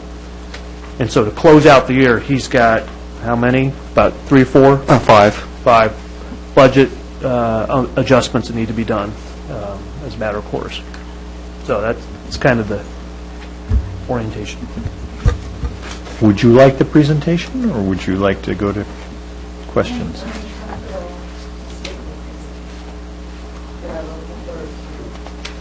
Huh? You feel all right? Okay. We're going to go straight to questions. Fine with me. Okay. Will you send the overhead, your presentation to me? Sure. Thank you. Okay, who wants to tee up question? Or, well, Tana, you have a question? Just to clarify, we have questions on the whole thing or on just approving the adjustments? Any of it. Yeah, it's all open right now, so let's take a minute, sort of skim through things here if you like, and sort yourselves out. So, just big picture while you're skimming through. The general fund, which is where most of your services are funded out of, we ended the year just a hair below, 1% below budget in terms of revenues, so we were very, very close there. And on the expenditure side, we were under budget by $400,000. And the bottom line is we had budgeted to tap a rainy day fund to the tune of $170,000. We did not need to do that last year. We were able to avoid that. So that, all things considered, we did pretty good last year. Mr. Mayor, I can start some questions. Okay. Okay, Director, on page 10, liquor excise tax, you're eliminating that. I went back to my handy-dandy voter's guide. Total local revenues increased an estimated, this is with initiative measure 1183, increase in estimated $186 million to $227 million.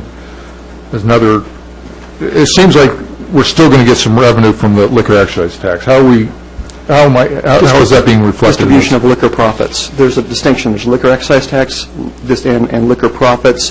The state legislature is talking about what are they going to take away from us right now, and it's not decided.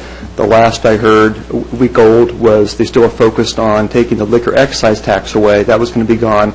Just it was a matter of when, effective July 1st of this year or January 1st of next year. We just don't know. So I just went with I picked an assumption that it would go away effective July 1st. Not the liquor profits, that would continue. Okay, where are the liquor profits? Do you have the liquor profits in here? Yeah. I didn't see those. It's part of the intergovernmental thing? Yeah. In terms, next page, yes, page 11, it says right there on the top, in terms of 2012 plan draw on contingency fund. Mm-hmm. Did you already talk about that? Or I'm uncomfortable with it being a planned draw on contingency fund when we're adding additional projects or headcount in the city. So 2012 plan draw on contingency fund. Are we drawing from the contingency fund? Planned equals budgeted, okay? If I can avoid doing it, I will avoid doing it, just like I avoided doing it last year. And so we have a budgeted a budgeted draw. You have already approved that drawdown. Yeah. In the 2011-2012 biennial budget.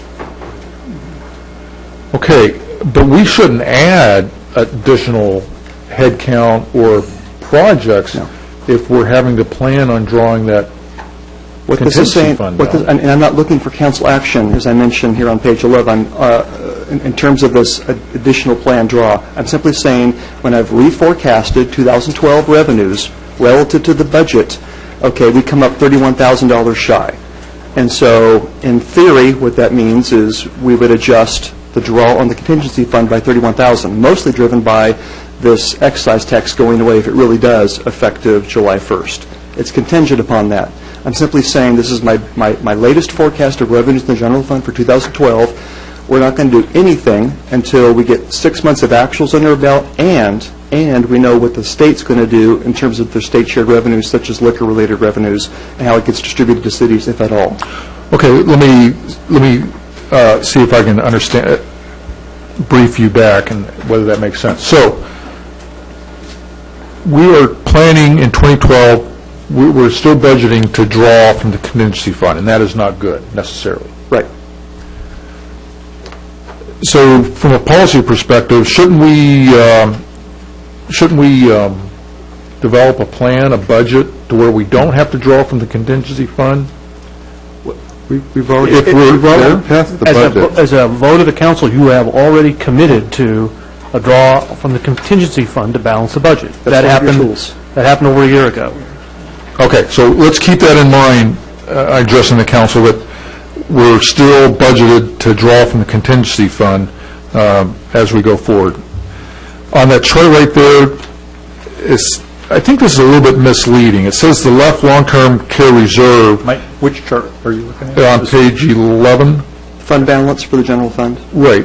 So I think that's a little bit misleading. I was thinking about that. And that says that we have $1 million, which I'm sure we do have $1 million in the reserve. But according to the actuarial report, we're $1 million in the hole. There's an unfunded liability, correct? Okay, so that's not necessarily a balance of $1 million. It's actually a balance of negative $1 million. No, I'm just saying of available fund balance, there's that much dedicated for that purpose. It's not talking about the liability, okay, which is much greater. But I would like to make that clear, that we're actually in the hole of $1 million in that account. That's why you voted against the property tax increase to fund that. All right.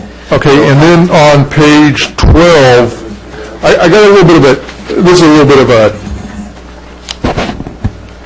I did some research, and since I've been on the council, I've seen this every single time, and I think we need to adopt a new normal. I went back to our report, the equivalent report back when I first came on the council, which would have been the 08, and there is the same statement that our water income revenue was down because of lower than projected water consumption. And I'll bet you that I see that every single time when we do these utility funds. So I'd like let's adopt a normal to our water usage because it's low. We've been trying. It's not as easy as you would think. We have been trying. So keep missing it. We've had every time the last 2 years have been two of the lowest, since 1975, as I noted in the report, the water consumption years, extraordinarily low, mostly, not exclusively, driven by weather. We're not the only ones. Everyone has missed it. We keep trying to get so. We've been missing this thing since I've been on the council for 5 years. It's been on there for 5 years. If I had the answers, I would not be holding my current job. All right. Mike, let's pause and give somebody else a shot here, and then I'll swing back to you, all right? All right. Anybody else? Mike Grady. Bruce.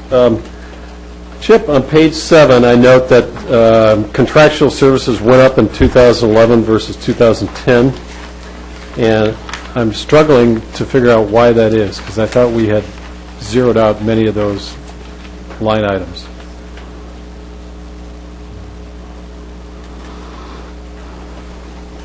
Off the top of my head, I mean, there's a whole bunch of stuff in there. I don't recall. It's not a fair question. But, I am interested in that because that's typically where you find growth over time to make up for lost FTEs. And so it would be helpful to have an understanding of why contractual services jumped up in a year when, I made a point of trying to zero many of those out. On page 20, under Youth and Family Services Fund, again, really great news about the thrift shop, but I guess my question to the city manager in particular is, it sounds like there's a continual need out there for which we need to get a handle on, and I don't want to continue to have the responsibility to fund that be through mainly the thrift shop. Yeah, and we actually, Tana talked about that earlier this evening. At the planning session in January, Cindy and Derek came to the council to talk about need versus funding. And they are going to come back. It's on your work plan. They are going to come back and have a further discussion of what that need is and what more do we need to do to address it. So I think you're basically making the same comment. We want to make sure that we aren't just simply budgeting and then tracking how well we've spent what we've budgeted. Let's benchmark it all against what do we know about the need. One of the things that we know we can control that will give us more tools to help the needy, particularly financial assistance. We're going to come back with maybe some new thinking on the utility forgiveness authority that they have. In other words, basically financial assistance in the way of waiving utility bills. Because it's relatively small now and could be more. That's right. So we have the authority to raise that. If your utilities, you have the authority to do it on a means-tested basis. All right. Chip, the last thing I'll note, because your name is Chip, on page 26, the Chip Seal Pilot Project, that picture is right in front of my house, and I should have mentioned this to Clint. The kids in the neighborhood no longer like me because they're not a big fan of the chip seal because a number of them have fallen on the chip seal. Yeah. But thank you again very much for that. Well, Councilman Gray, if I can, with the adoption of that chip seal, we never had what is a failure or success. What is the measurement for success, or what are the characteristics? I'm sorry, Mr. Mayor. Mike was off track, and you've taken us even farther. So let's save Chip Seal for a conversation with Chip sometime in the future when he is here. That's right. Conversation with Clint when he is here. Okay, Mike, I'm holding until others get a chance here, and then I'll come back. I'm still there. Who else has got questions for Chip? Debbie, Tana, Jane? No. Jane, you're up. Yeah, I'm looking on page 7, and it looks like our jail costs have decreased significantly. Is this because we switched from King County to, we're using different jail services? Go ahead, Rich. No, you go ahead. I'm not clear on where that savings came. We got out of the Yakima County contract. Okay. Mercifully. Yes, we were committed for quite some time to Yakima Jail, where we had a 4-bed commitment, and that contract with Yakima finally expired, and we were able to get out from underneath it. We had tried before a number of times, a number of different ways it couldn't, but yeah, so that saved us somewhere in the neighborhood of $100,000 a year. Yakima was a solution to an even worse problem with the King County Jail and their expense, and now we have a new solution to save us money on the Yakima Jail. For a while, their jail costs were going utterly out of control. Wow, that's amazing. Another quick question on page 9. Mentioning a cost, down at the bottom, a cost in 2012, $50,000 to address a public records request. That's one request? That's our preliminary estimate at this point. It's a very large request, all-encompassing request. These happen, and we've got to suck it up. Oh my, that's and that's metadata too, and it must be huge. Okay. Why don't you CC me on that, Mr. City Manager? I think that's it. Thanks. All right, Mike, back to you. Okay, thank you, Mr. Mayor. I am finished about talking about water. I'm not going to talk about water anymore. Page 15. I'd just like to double hit this on the sewer lake line construction. Councilmember Grouse is one who's particular or maintains the color of the money, if you will. General fund surplus revenues from the sewer lake line construction. So as policy, general fund surpluses are normally identified for the left, for beefing up the left account, correct? I always tee that up as something that needs funding. There isn't a prioritized use of general fund surplus revenues. It's up to the council. I'll make a recommendation, typically, though. It usually involves that. And on page 20, Mr. City Manager, you talked about or maybe it was the mayor, the plaza feature. Are we ready to do something with that at this point? You want us to build it? No. I'm sorry, the what? Name it, the On water. page 20, do you need direction from us? It sits there as an earmark for that, and no, we don't need you to do that now. What I can promise you is that staff's going to come in the biennial budget with a recommendation on reallocating that to something else. Well, can we get rid of it now? No. Yeah, let's hold until we've got our staff recommendation. So you know what your choices are. Okay, on page 20 also, youth and family services. So what's the profit? I mean, I'm sure this is a great story, and you've increased revenue by almost 30%. What's the profit? What's happened with the profit, i.e. revenue minus expenses? I don't have the number in front of me. It went up significantly. Okay. Well, that's I hit upon that with the CCMV always. Revenue is part of the story. The other part is expenses. So in the future, I think that's very important to brief the council of that. Just so you know, so much of the expenses aren't even expenses. There's so much volunteer work that goes in. We do have paid staff in there, and we do have a light and heat, but you're getting a phenomenal return on investment. Oh, I know, but it's the trend that I'm looking at for profit. And the trend.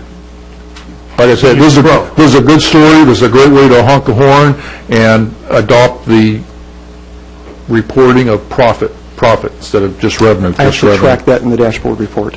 What's that? I track that in the dashboard report. Okay. I was a little bit concerned, though, about the thrift shop exceeding the budget for this, for the work study. I mean, that you made $250,000, still that's $33,000 that could have gone to another purpose, and that we increased revenue for $253,000 isn't kind of a blanket statement not to manage that slice of the program to where it doesn't exceed by $33,000. If it exceeded by $33,000, what was the budget? I just don't have it with me at the moment. I mean, $33,000 is $33,000 to exceed the budget. Where is it? Where am I reading then? Yeah, it was 10% over. Yeah, and if I could Go ahead. speak to that, if I recall, it was because of work-study funding cuts by the state that had previously expected to be covered, but then that program was cut, and so they still needed those work-study hours, but it had to come out of the budget. That's what we thought was going to happen, and actually turned out better than we thought in that regard. When they did the budget back in 2010, they as I said, they under-budgeted. They missed it in the estimate, because we were using those folks more to help generate more revenue, and we just didn't get the budget number right on that. Okay. Normally, I would have come back to the council as part of the third quarter financial status report back in November and adjusted it then. Since we have a biennial budget, we don't really adopt two annual budgets. You adopt a two-year budget. I can adjust it now. I had a question on page 21 with the South End Emergency Shelter. What is that? Is that the IMS? I believe that's right. And there's a bigger question there. I mean, do we want to put money into a South End emergency shelter when it's my gut feel that, my question is that money well spent? My gut feel is that we have just enough, maybe just enough manning and personnel and maybe demand to do one emergency shelter well. And I think there's a policy question there, whether... How do you know that? Like I preface, it's a gut feel, especially from whatever experiences I have on the emergency side. Or are you here to tell me that we are adequately manned to do 24/7 op in the CCMV? I mean, I think that's a tough thing to do. I don't think it's a matter of being 24/7 manned. I think it's a matter of trying to address all the citizens at the south end, especially if it is due to a windstorm, say, or mudslides, and they physically can't get to the north end. So it's trying to address a whole population on the south end of the island if roads are compromised such that they can't get to the center we have up north. That's the thinking and the idea behind it. And this is a policy question as a council member, it is such a resource-intensive issue. I think I would like to have one good shelter, well-manned, well-resourced, et cetera, than one mediocre and another that's not even mediocre. Because I think there's a policy discussion there. In many emergencies, it may be that we only open one shelter, and it might be the community center, and it might be IMS. Doesn't mean necessarily both, that IMS always is the second one to open, because the first one opened. It's giving us the flexibility of having capacity in either end of the island. I think that's another discussion, too. Yeah, because if you really look at it, I mean, historically, in the 90s, there were 9 identified emergency places. The Boys and Girls Club, there were 9 different places that were not manned but supplied, and that could serve as supply and resource sources for emergency. So, I want to reel this back in. Mike, you're, and support of others, asking an interesting question, but not relevant to where we are right now. Yeah, that's right. So it's a policy question. I'd like to put it on somebody's I think parking lot. I suspect it's on your radar for when we get to TIP for this coming, or budget for this coming. Second thing is the fleet replacements. I brought it up at the study session. It seems like we're carrying a and I don't want to give the wrong signal on here, a spend it or lose it signal. I don't want that. But it seems like we're having a hefty balance on that, and we're able to defer, et cetera, and we might be able to improve some other funds by this equipment rental fund, which seems to always have a pretty hefty overage on it. But here again, I'm not giving a signal. Chip and Glenn run a pretty tight ship on the management of the fund. Every budget cycle, I do ask the question, are we over budgeted in the fund, and show me that we aren't. And if we are, it is a potential source of revenue. But if they can convince me that it's appropriately funded, then we just stay with it. I don't want to give the wrong signal on that. But I do have a question on this boat. There's a little bit of a pet peeve of mine. Chief, what boat are we talking about with these boat engines? I believe we're talking about Patrol 14. 14, yeah.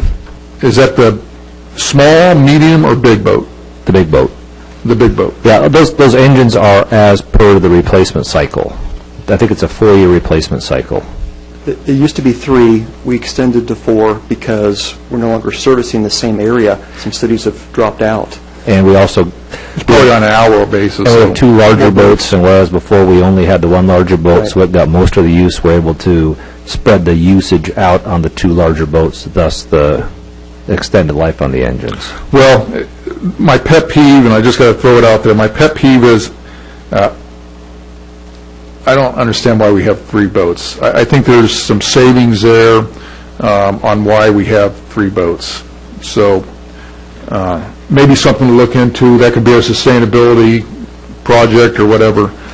We have the third boat, which is always on a trailer. So in essence, we have 2 boats that are used full-time, and the third boat, Patrol 12, the small boat, is on a trailer used for backup to the larger boats when they go down. That seems like a wasteful luxury to me.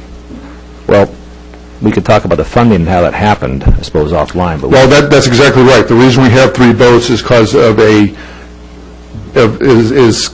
not because of need, but because of an insurance claim. I think it's both. There was an insurance, there was an opportunity, and there was a need. Otherwise, you guys would not have approved that. But that was, I mean, a number of years ago. But we could talk about that. So, Mike, back to, we're just trying to settle up the finances right now, right, for the previous year. And you're raising an interesting question for budgeting in the next biennium.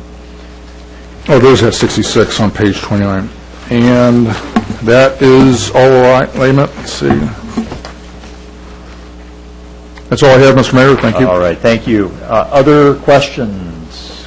Okay. Then we are at the motion portion of matters. And just go ahead. You've got something else. If I can just set the stage for you. And so I break our adjustments into 2 types. The first type are ones that you've already approved through a previous agenda bill. And so I have up here, it's also in your agenda bill, page 29, the 2 items that you previously have approved back in January related to the BLS ambulance transport fee and extending that through the balance of this year. That carries with it on the expenditure side just an increase in billing costs. So we just want to adjust the expenditure side of the budget as well as the revenue side.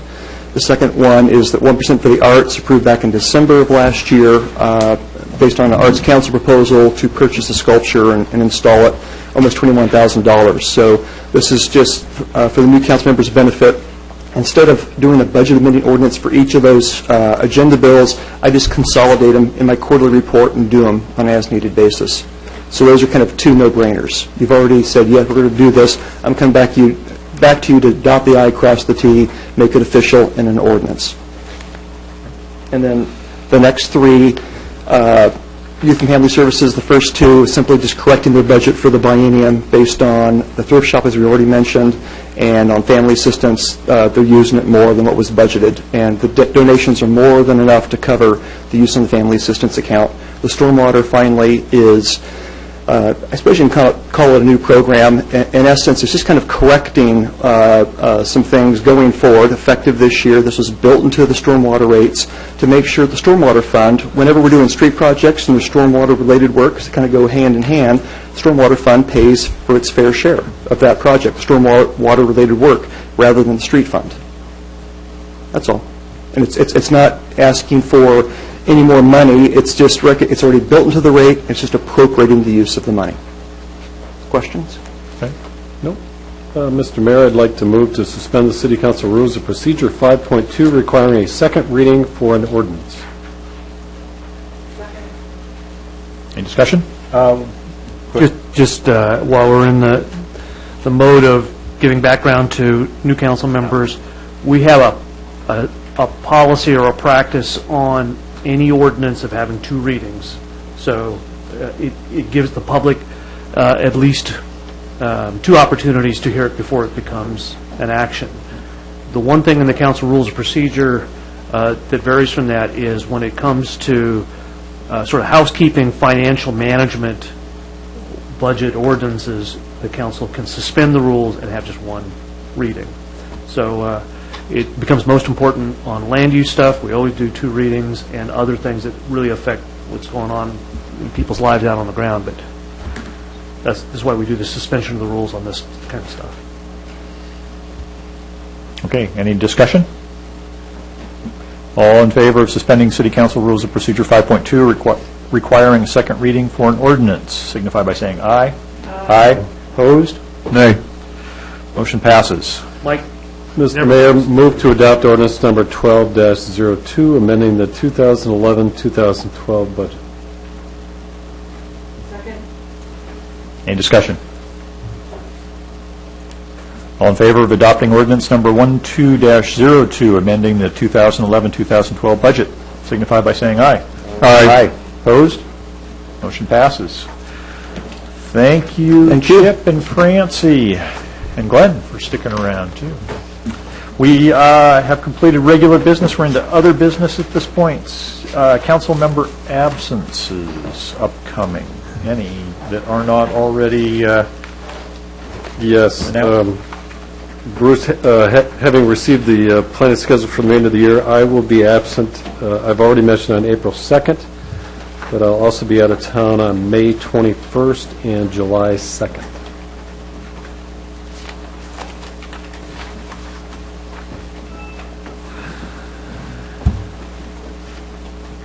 Anyone else? Mr. Mayor, I'll be out of town on June 16th. I'm unfortunate to say. That's the mini planning session. Rich, do you want to talk to how the scheduling for that went? Thank you all for getting back to me with your availability. There was no date that got all 7 of you. I think I probably tested at least a dozen dates. There was no one that got everybody. The only one that got 6 out of 7 was the 16th. I'm sorry, Mike. Okay, other upcoming absences. All right. No one's absent this evening. We do need to schedule a photo when we're all here at some point, by the way. That was one of our outcomes of our planning session. So not the next meeting, but because I'm not around. Maybe April 16th. We all here for April 16th? All right. Planning schedule. Rich, you want to speak to it? You've filled out a whole lot more than we had. Yeah, you see the results of at least part of our work at our management team retreat. Really what we focused on was taking your work plan and then spreading it out across the year. Anything that's shaded in blue is in your work plan. It also includes, for example, the budget, which takes up a great deal of the time after Labor Day.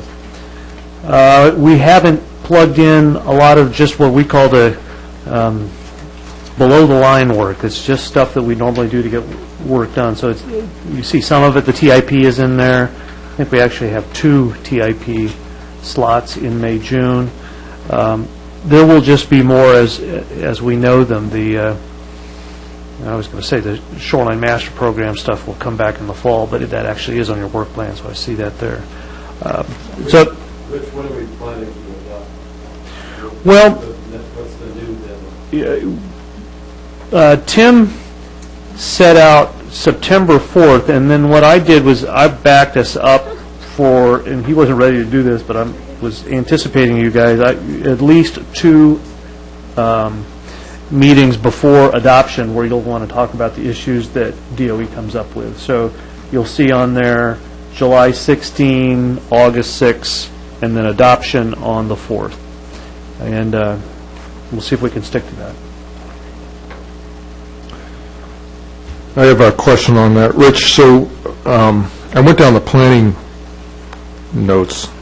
meeting notes, and I saw some other things. Media presentation policy, we said we had consensus to develop a media presentation policy. We also had study session televising. I'm not sure whether that's an agenda item or whether we're just a do that type thing. And I saw the Sustainability Task Force Subcommittee. It developed, it happened, I guess. I'm not sure how. But it seems like that we should have a report on that, or that should be in the planning session. It's in your planning schedule here. Okay, I missed that then. You have a task force recommendations, I think. June 16th. Okay, fine. City communication strategy. Yes, you just tonight gave me latitude to come back with a proposal and a funding source, so you will get that here. But that will be an agenda item. Yes. Type thing. And then Is it on there? Yes, you're right, right. Yeah. Yeah, but that's not that should be a council meeting where we go up or down on it. Many planning sessions, we don't make any decision on it. We've already had a planning decision.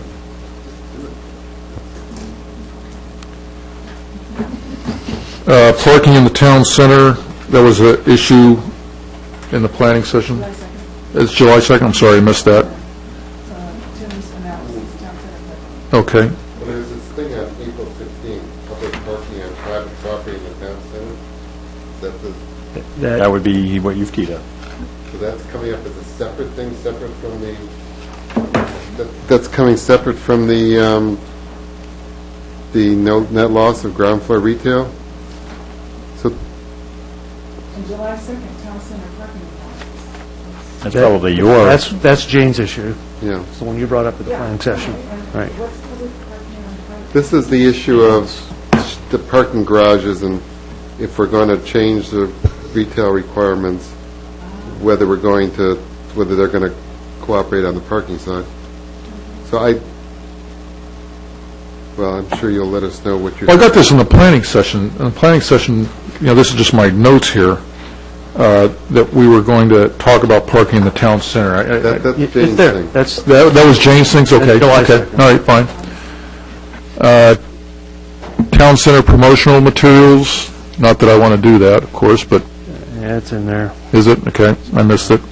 And utility assistance? Yeah, we talked about that this evening. I didn't see it in that there, is also in here. That's on August October 15th? August 6th. Okay. YFS Assistance Program. Okay, great. All right. Anyone else on the planning? The other thing, I guess, is town center project report. Are we going to be, by that time we should... Yes. That should be on there, no? Yeah. You can actually have a bit of a discussion of that at your joint meeting with the school board on April, whatever that is, 19th. Sorry, is there a meeting with the school board? We're not telling you, Ally. Yeah, there'll be a meeting with the school board, a joint April meeting. 19th, the joint meeting on the 19th. Okay. I'm in trouble now.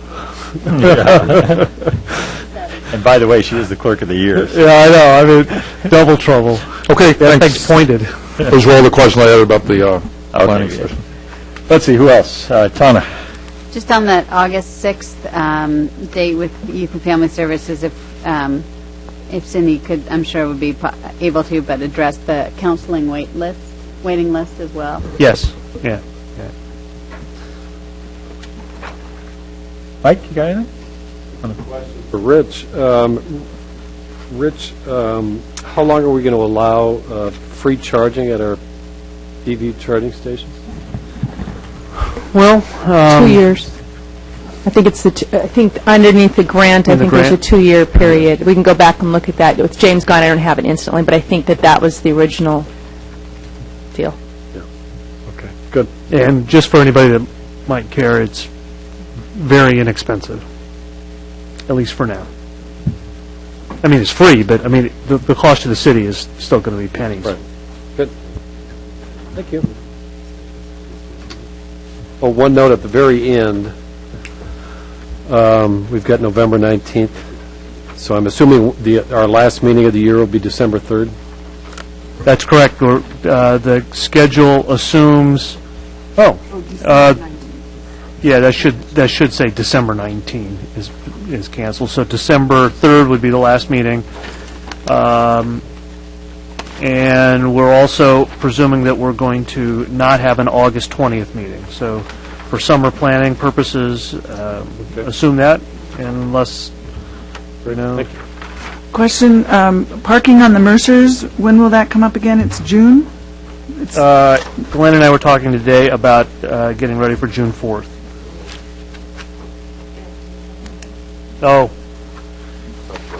Yeah, you're right. So we'll probably have to move it to June 18th. What I'm looking for is a date that's not just completely full. Those 2 June meetings are the best opportunity. Well, wait a minute. I don't want it. Let's see. You have June 18th and June 16th switch there, don't you? looks like. In terms of order. Yeah. And I want to be at that.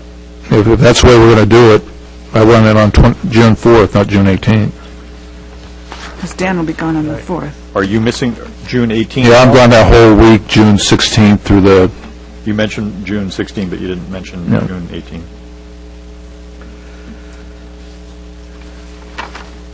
July? The last week in May, last meeting in May. It's pretty full. Yeah, that's awful quick. We're going to go around this weekend. That's already a 3-hour meeting. If we've got it right, and it could be more. You know, what I could do is I could move that second reading of the 2 town center issues to the 4th. That might be the way to handle it. Let me work on it. Yep. That's because a couple of these things we can, Chip's financial report can be moved into a study session. Well, that often we just put on consent. Usually, the first quarter is usually done on consent. TIP, 90 minutes with you guys often is 2 hours. But the thing to do is those 2 town center, the second readings can be moved to the 4th. By the time you get to the second reading, it should be pretty pro forma. Okay. Of course it's pro forma. Everything we do is pro forma. Okay. He's laughing now because he knows you're not going to be there, so. Debbie, you're going to...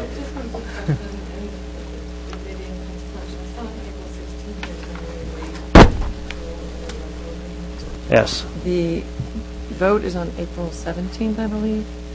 Good point. Bond, but it's got $2 million in it for the Mary Waite pool. Does it make any sense for us to vote on that the day before we find out the bigger question?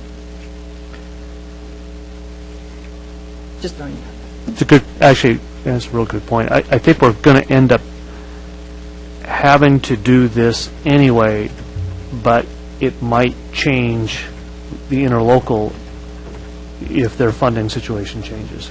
They're going to have to change some other source of funds. So let's leave it the way it is, but let me run that to ground with Gary to make sure that this makes sense, and he may well say, let's wait. Or it may be that, well, I'll just find out.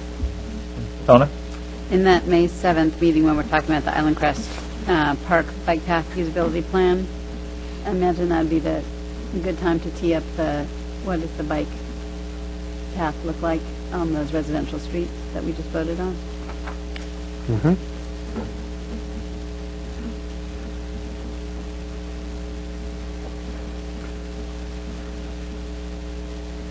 Okay. Giving you an awful lot of input there. Are you Yeah, okay with that? that was rich.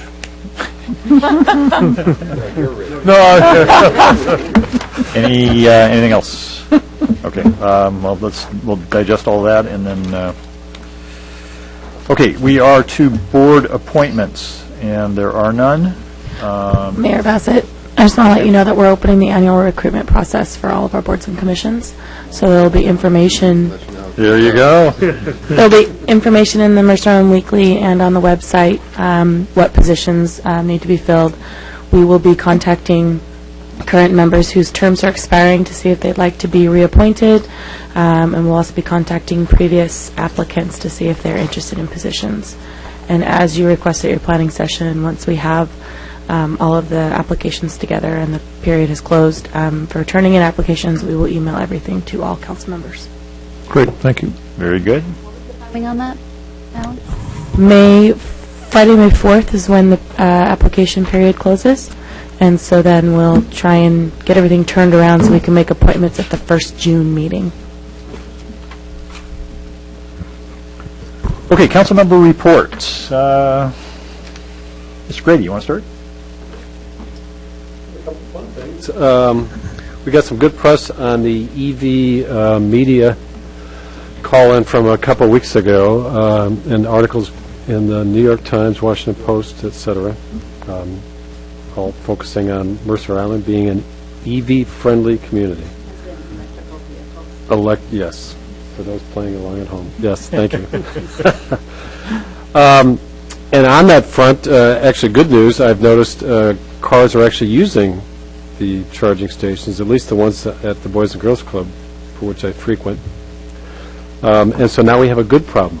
And the problem that I've teed up for our city manager is how do we reserve a spot at those charging stations so that people coming from either on island or off island know that when they get there it's available. So that's the problem that Rich and I are going to work on. There's got to be an app for that. There is.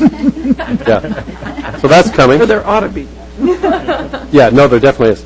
And then the last one is a question for kind of the group, and particularly Bruce, and I should have mentioned it when he was here.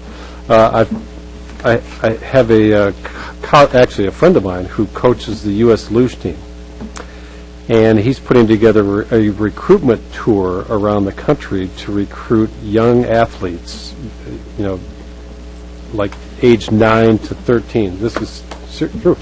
Same like us, young athletes. Yeah, there you go. Yeah. 13 again. But true story, so they're going to have a tour around the country, and they're looking for spots for which to recruit athletes, and they need certain streets that have a certain grade to them that would allow them to take their, because you put wheels on, put the luge vehicles on the streets and then let the kids try it out, and they get an actual experience. But the cool part of this is they'll take 10 athletes and hand-pick them, and then they take them to Colorado Springs and then Lake Placid for Olympic junior program development. So it's a serious deal, one that has a free trip for the kids to Colorado Springs and then Lake Placid, and maybe longer. So you and I need to talk afterwards about to what extent we may want to put our hat in the ring for that, and if so, where that would be. So those are fun. Okay. Debbie. No, just looking forward to the first Planning Commission meeting on Wednesday. Very good. Tana? Just like I mentioned before, the firefighters came to the Cub Scout PAC meeting, and they were so wonderful with the children and really informative, and it was just great community service. Thank you. Dan? Nothing. Jane?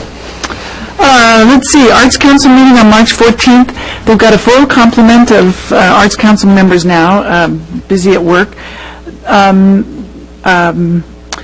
The poster, they do a competition for the poster for the Mostly Music in the Park advertisements and the insert in the utility bill, and they have selected that art. And thanks to funding from the community fund and some funding from the city that was unexpected, Mostly Music in the Park will continue this summer with 9 concerts instead of just 5, which is what the plan was. They were going to have to cut back, but they're up to 9 concerts, and they're working on short-term and long-term priorities for the 1% for Art Fund, and looking forward to the installation of the 2 art pieces, the Giselle Berman's sculpture, Reclining Woman, and then the space art pieces. They're hopefully as soon as the sod dries out a little bit near the community center, those space art pieces will go in soon, I hope. So also an ATP meeting. Don't have much to report about that, but kind of monitoring Metro in their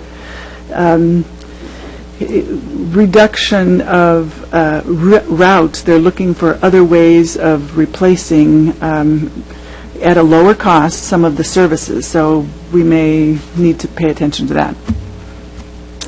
Right. Actually, at the ETP, they talked about the MVET kind of being dead in the water in the Senate. Councilmember Grouse will register my frustration on that, I'm sure. And then also some good news is approved a grant or made a recommendation to approve a grant to make an HOV lane on Bellevue Way going south, or Bellevue Way coming toward 90, which will help Mercer Island as a way to have better access to a expanded park and ride in that area, which would relieve congestion off of our park and ride. So hopefully that'll go through. design committee meeting, and I didn't say a word. I didn't say a word. And over the weekend, we had a CERT training meeting, and if you visualize all those chairs, or pretty much all those chairs filled up, it was very well, great participation from our citizens out there to volunteer their time for that. And I'd like to kind of share a personal thing with you all.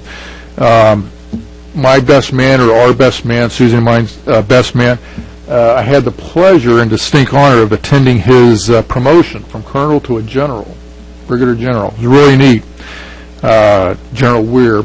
And there was a person I had served with was Major General the Bone Crusher Temple, who is the Corps of Engineer Chief Engineer. Very distinct honor and very high, you know that position. Yeah. Actually, you might think he's 6'7" and 230, but he might be 5 foot. Really interesting. But General Temple, I was listening to his talk there, and some neat words that he brought out in his talk: oath, leadership, constitution, principles, defend, protect, character, country, citizens, sacrifice, serve, service, value, standard. And I thought about this group right here, and the context that he used it was the last line of our national anthem is a question. Oh, can you see? It's a question, actually. I didn't know that. And the way he presented it in that room of uniforms was, sometimes the soldiers in this room, their job is to step up for foreign enemies. And I thought about us, and it is a question. Oh, can you see? It's not an automatic, our democracy, our country. And I think the work that we do on this dais together, good discourse, conversation, for good policy for our citizens, that helps answer that question of, oh, can you see? Yes, we can see our country progressing to the next year and the next century and next millennium for the good work that we do on here. I thought I'd share that with you from General Bone Crusher Temple. Thanks, Mike. I have three things for you. You probably received a letter that I signed in my duty as mayor without contacting you in this case, so I'm using up a bit of my political capital after conversing with the deputy mayor and the city manager. And this was a short time frame deal. Sound Transit was looking for support, trying to get funding for R8A lanes from federal sources. So we decided that's something we have all been on board with for quite a while, or we as a city have been on board with for quite a while, and that we would sign it. I would sign it without waiting for this meeting, since this meeting was too late. I was also contacted by the Army Corps of Engineers. It turns out Ballard locks are 95 years old at this point, and when you see photographs of some of the different portions of that facility, it looks 95 years old too. They are in the process of getting funding to rebuild portions that are pretty decrepit, and there is at this point some risk of failure of different types, and they wanted to alert elected officials to that before taking this in a broad public announcement, which they'll be making next week. I have 3 of these that I picked up if anybody would like to look at them. The underlying, the main message here is they're a bit decrepit and there is some risk, but they're certainly on top of the situation in terms of trying to sort it out and get the appropriate funding to get things fixed. Mike, you got your finger on the button, so I bet you want to weigh in on this. Go ahead. Well, I do. I've been working this issue for many years. The delegation, and particularly WIRA 8 Watershed Steering Committee, every year has put in a request to the Corps, upwards of $5.1 million, to fix those. I think they've got a statutory fix because they've been embedding that into their operating expenses, and now hopefully it's elevated a little bit. But it's a very significant safety issue, not only for recreational boaters, but for fish that go to and through there all year long. And we lose tens of thousands of ESA-listed fish in those locks because they're so old, so decrepit. Were they to fail, imagine the Ballard locks being closed for a significant period of time. I mean, there's a lot of boat traffic, both commercial and recreational, that goes through there on a daily basis. So, I know the Corps is trying to put a happy face on it. It's not they don't have their hand on it. If they fail, they have no strategy in terms of how they would rectify it. It's a huge problem. Thank you. Rich points out that we've received notice of the opening of the R8A eastbound section, which is happening on, what's the date? March 29. Here's March 29, 11 a.m. Ribbon cutting. So ribbon cutting. So that's phase 2 of R8A. Yeah, if any of you are interested in attending the ribbon cutting, I'll get you details of that once we have the details. I don't think we have the specific location. Just know it's 11 o'clock on the 29th, and yep. There will be speakers there. So now there's the question of our access on that. SOV? If you're in a carpool, you get to do it. But my contention is that if we're in an SOV, that we have access to it.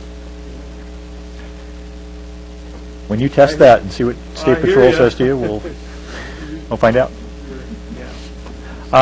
Finally, the Green Ribbon Commission's Green Power Challenge is getting close to kicking off in a more formal way, and you've all received notice that if you're interested in participating in potential campaign literature, the opportunity is there. I've got a couple of the prototype flyers with just stock photos in them right now for you to take a look at if you'd like. Let me know. I think there's limited opportunity for face shots. I think have a possibility to have the 3 women of the Mercer Island Council making up one of the photos for that. PSE pays for all of this, yes. So,